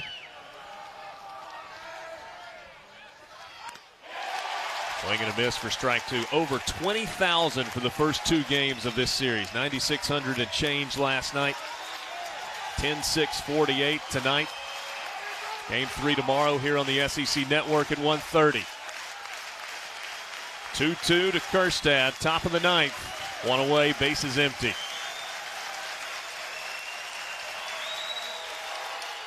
Fouled back, Kerstad stays alive.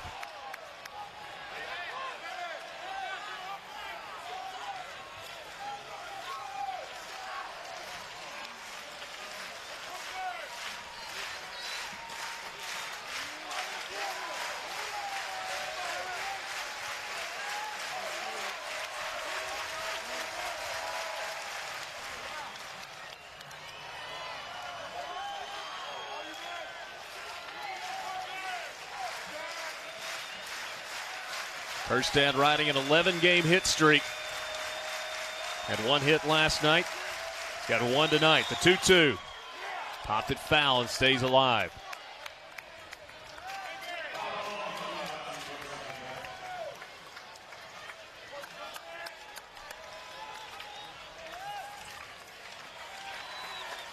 This is a tough count for Caracci here because Kerstad is such a disciplined hitter.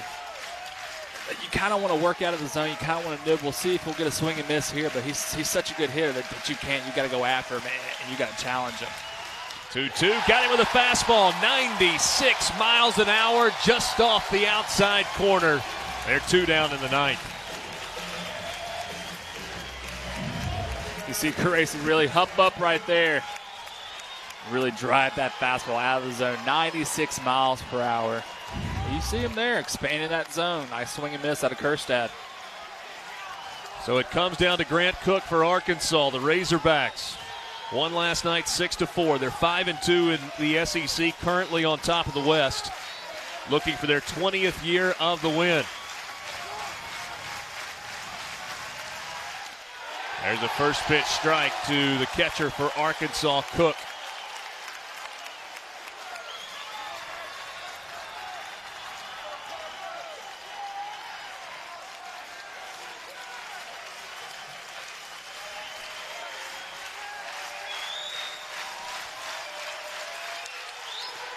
Strike two.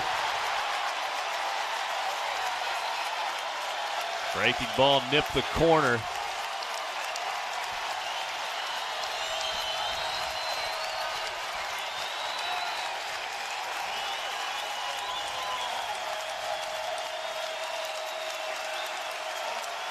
The 0-2.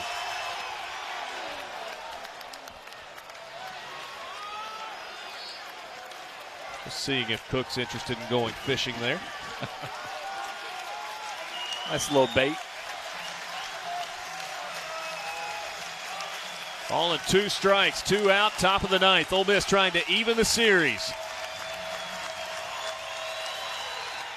Swing and a miss. Parker Caracci strikes out the side in the top of the ninth as Ole Miss picks up its 24th win of the year. Rebels move back into a tie for first atop the West with these Arkansas Razorbacks at 5-3. A deciding Game 3 coming your way tomorrow, 1:30. 70 degrees and sunshine. This place will be nuts. Man, you got to love a series like this. Coming back even 1-1. Tomorrow is going to be a fantastic baseball game. You got to love how Ole Miss responded tonight to Arkansas. 5 runs, 9 hits tonight for Ole Miss. Parker Caracci. Plenty of high fives, hugs, and handshakes. We are all even. at 1 apiece in the series. Arkansas won at 6.